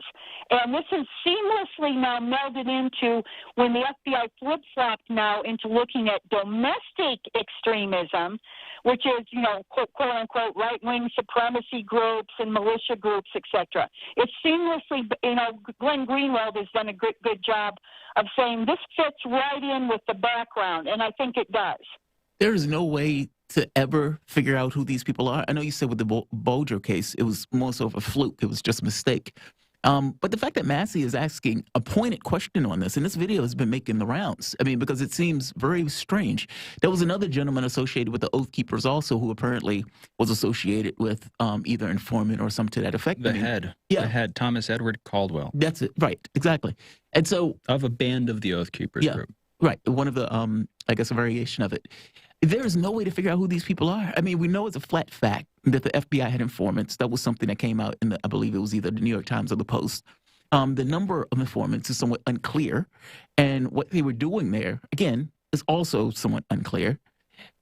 There's no way for the breadcrumbs to come back and say, yes, this particular person was problematic. And I get that Merrick Garland doesn't necessarily want to answer that question, but Merrick Garland should be forced or compelled to answer that question. That is somewhat of a massive deal, considering the history of the FBI in dealing with these kind of operations.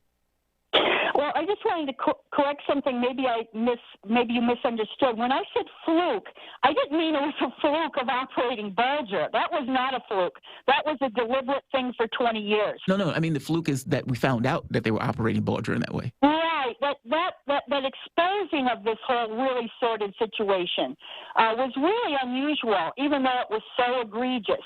Now, what Massey asked, and I think Garland could potentially answer, he can't go into specifics, but when he asked how many people there were informants, that undercovers, that actually could be answered without giving up the identity of a specific informant. Mm-hmm. Of course, if it, let's say he said a high number, and probably it was, there were definitely a number of the FBI operates now 15,000 informants at any given time, and they also have a system where they open and close people all the time. But when I wrote my article, Curious and Curiouser, it was not about Ray Epps. It was about this other guy who was the leader of the Proud Boys. Enrique Tarrio, right? Enrique Tarrio. Yeah. Yes, it's confirmed that he had been operated by the FBI to work off prior crimes that he had committed. So he's trying to get information that he can say that he helped law enforcement. And this had been a few years before. But what they can do is they can open and close people.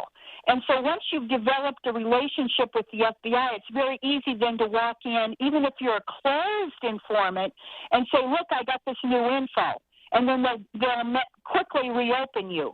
So it's a lot more than 15,000. It's really thousands and thousands of people who have relationships with the FBI. It's that at any given time, approximately 15,000 of those people would be open, which would be, be actively sort of working or giving information, that kind of thing. Well, okay, so you made the distinction earlier between informant and agent, and thank you for sticking with us, Colleen.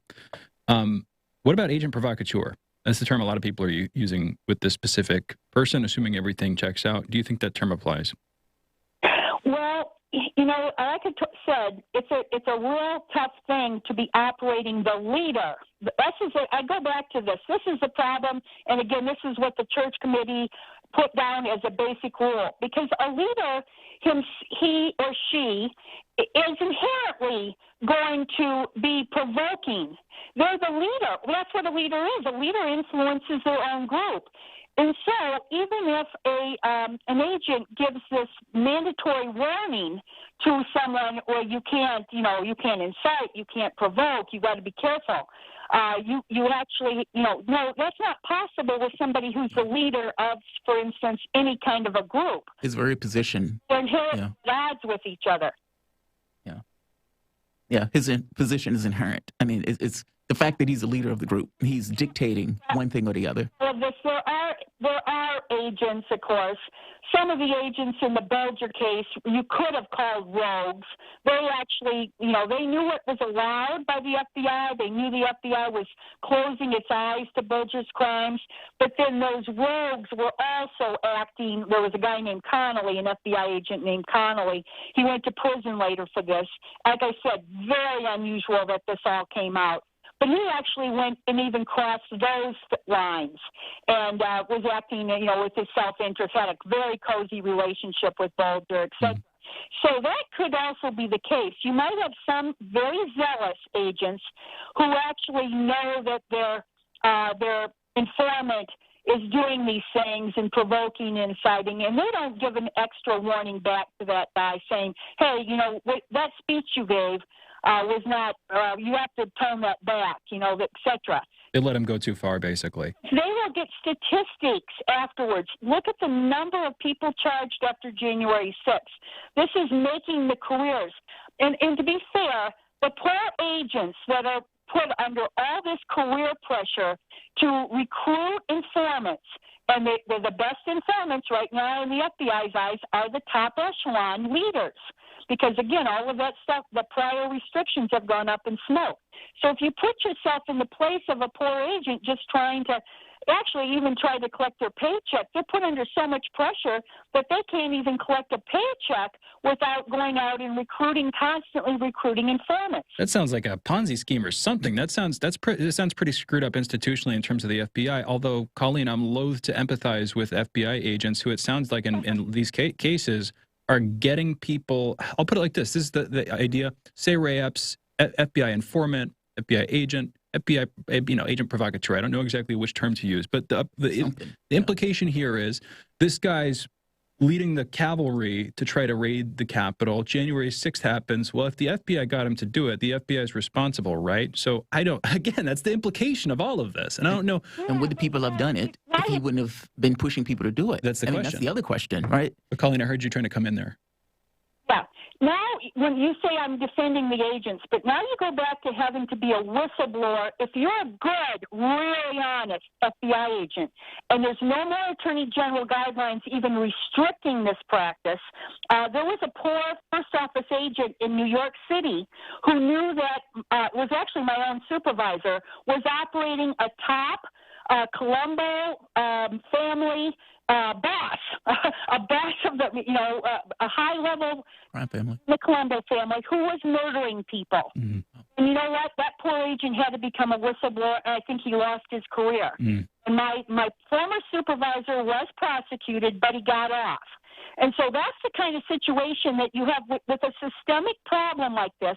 All of the pressure that you have to have these criminal, really problematic informants who are, this started to happen after in the Islamic extremism after 9/11, and then it continued now into the militia. And now the flavor of the day, with the politics being what they are, is to go after all of these top leaders and flip them and have them operating for you. And it can't, I'm just saying it can't be done. It's not possible, and that's what the church committee found out. Colleen, we have about 2 minutes left. Speculate for me. What would be the motivation to have somebody to do something like this? I mean, is the goal in order to kind of smear Trump or to make Trump look bad, basically feeding within his attempt to overturn the election? Is the goal to, I don't know, speculate? What would be the rationale for this? You know, I think you get in the more people don't ever think of this in their own heads. This has become, since 9/11, and the removal of the restrictions on the FBI's operating of informants. This was basically all washed away. This has now become a systemic thing where if you're in that system, you won't even think about these questions of going too far, because there's not been hardly any case ever overturned on entrapment. Even though Trevor Aronson has written a book about this, there's no cases ever, nobody's ever won on entrapment, even though the boss who was telling these underlings to do these things was being operated by the FBI. And even though sometimes the informant has been caught up in really bad crimes, it's been covered up. And if you're in a system like that, you almost have no chance but to go along with it. And now it's turned into the situation it has with being targeted against right-wing militia groups. But the problem began when they erased the restrictions. That's the real problem. And if the Republicans wanted to do something, they basically need to call for another church committee. And then they need to look at these things systemically and say, where did this all go way too far, where now you are using people, you're right, the word is provoke, when you're using leaders to provoke crimes being committed by the underling. That's the real problem. And it's a problem whether it's in a mosque, whether it's in a civil rights group, as happened during COINTELPRO, or now if it's happening with various, Constitution, right-wing groups that are pro-Constitution. It doesn't matter. It's a problem across the board. And I hear you on that. Colleen, we're out of time here. I want to thank you for joining us. It was good talking with you this morning. Colleen Rowley, lawyer, retired FBI agent, former MPLS legal counsel. Follow her on Twitter at Colleen Rowley with 1 L. You're listening to Fault Lines with Thomas and Stranahan. We'll be back at 7 a.m. Eastern tomorrow morning, folks. Signing off. See you on the other side.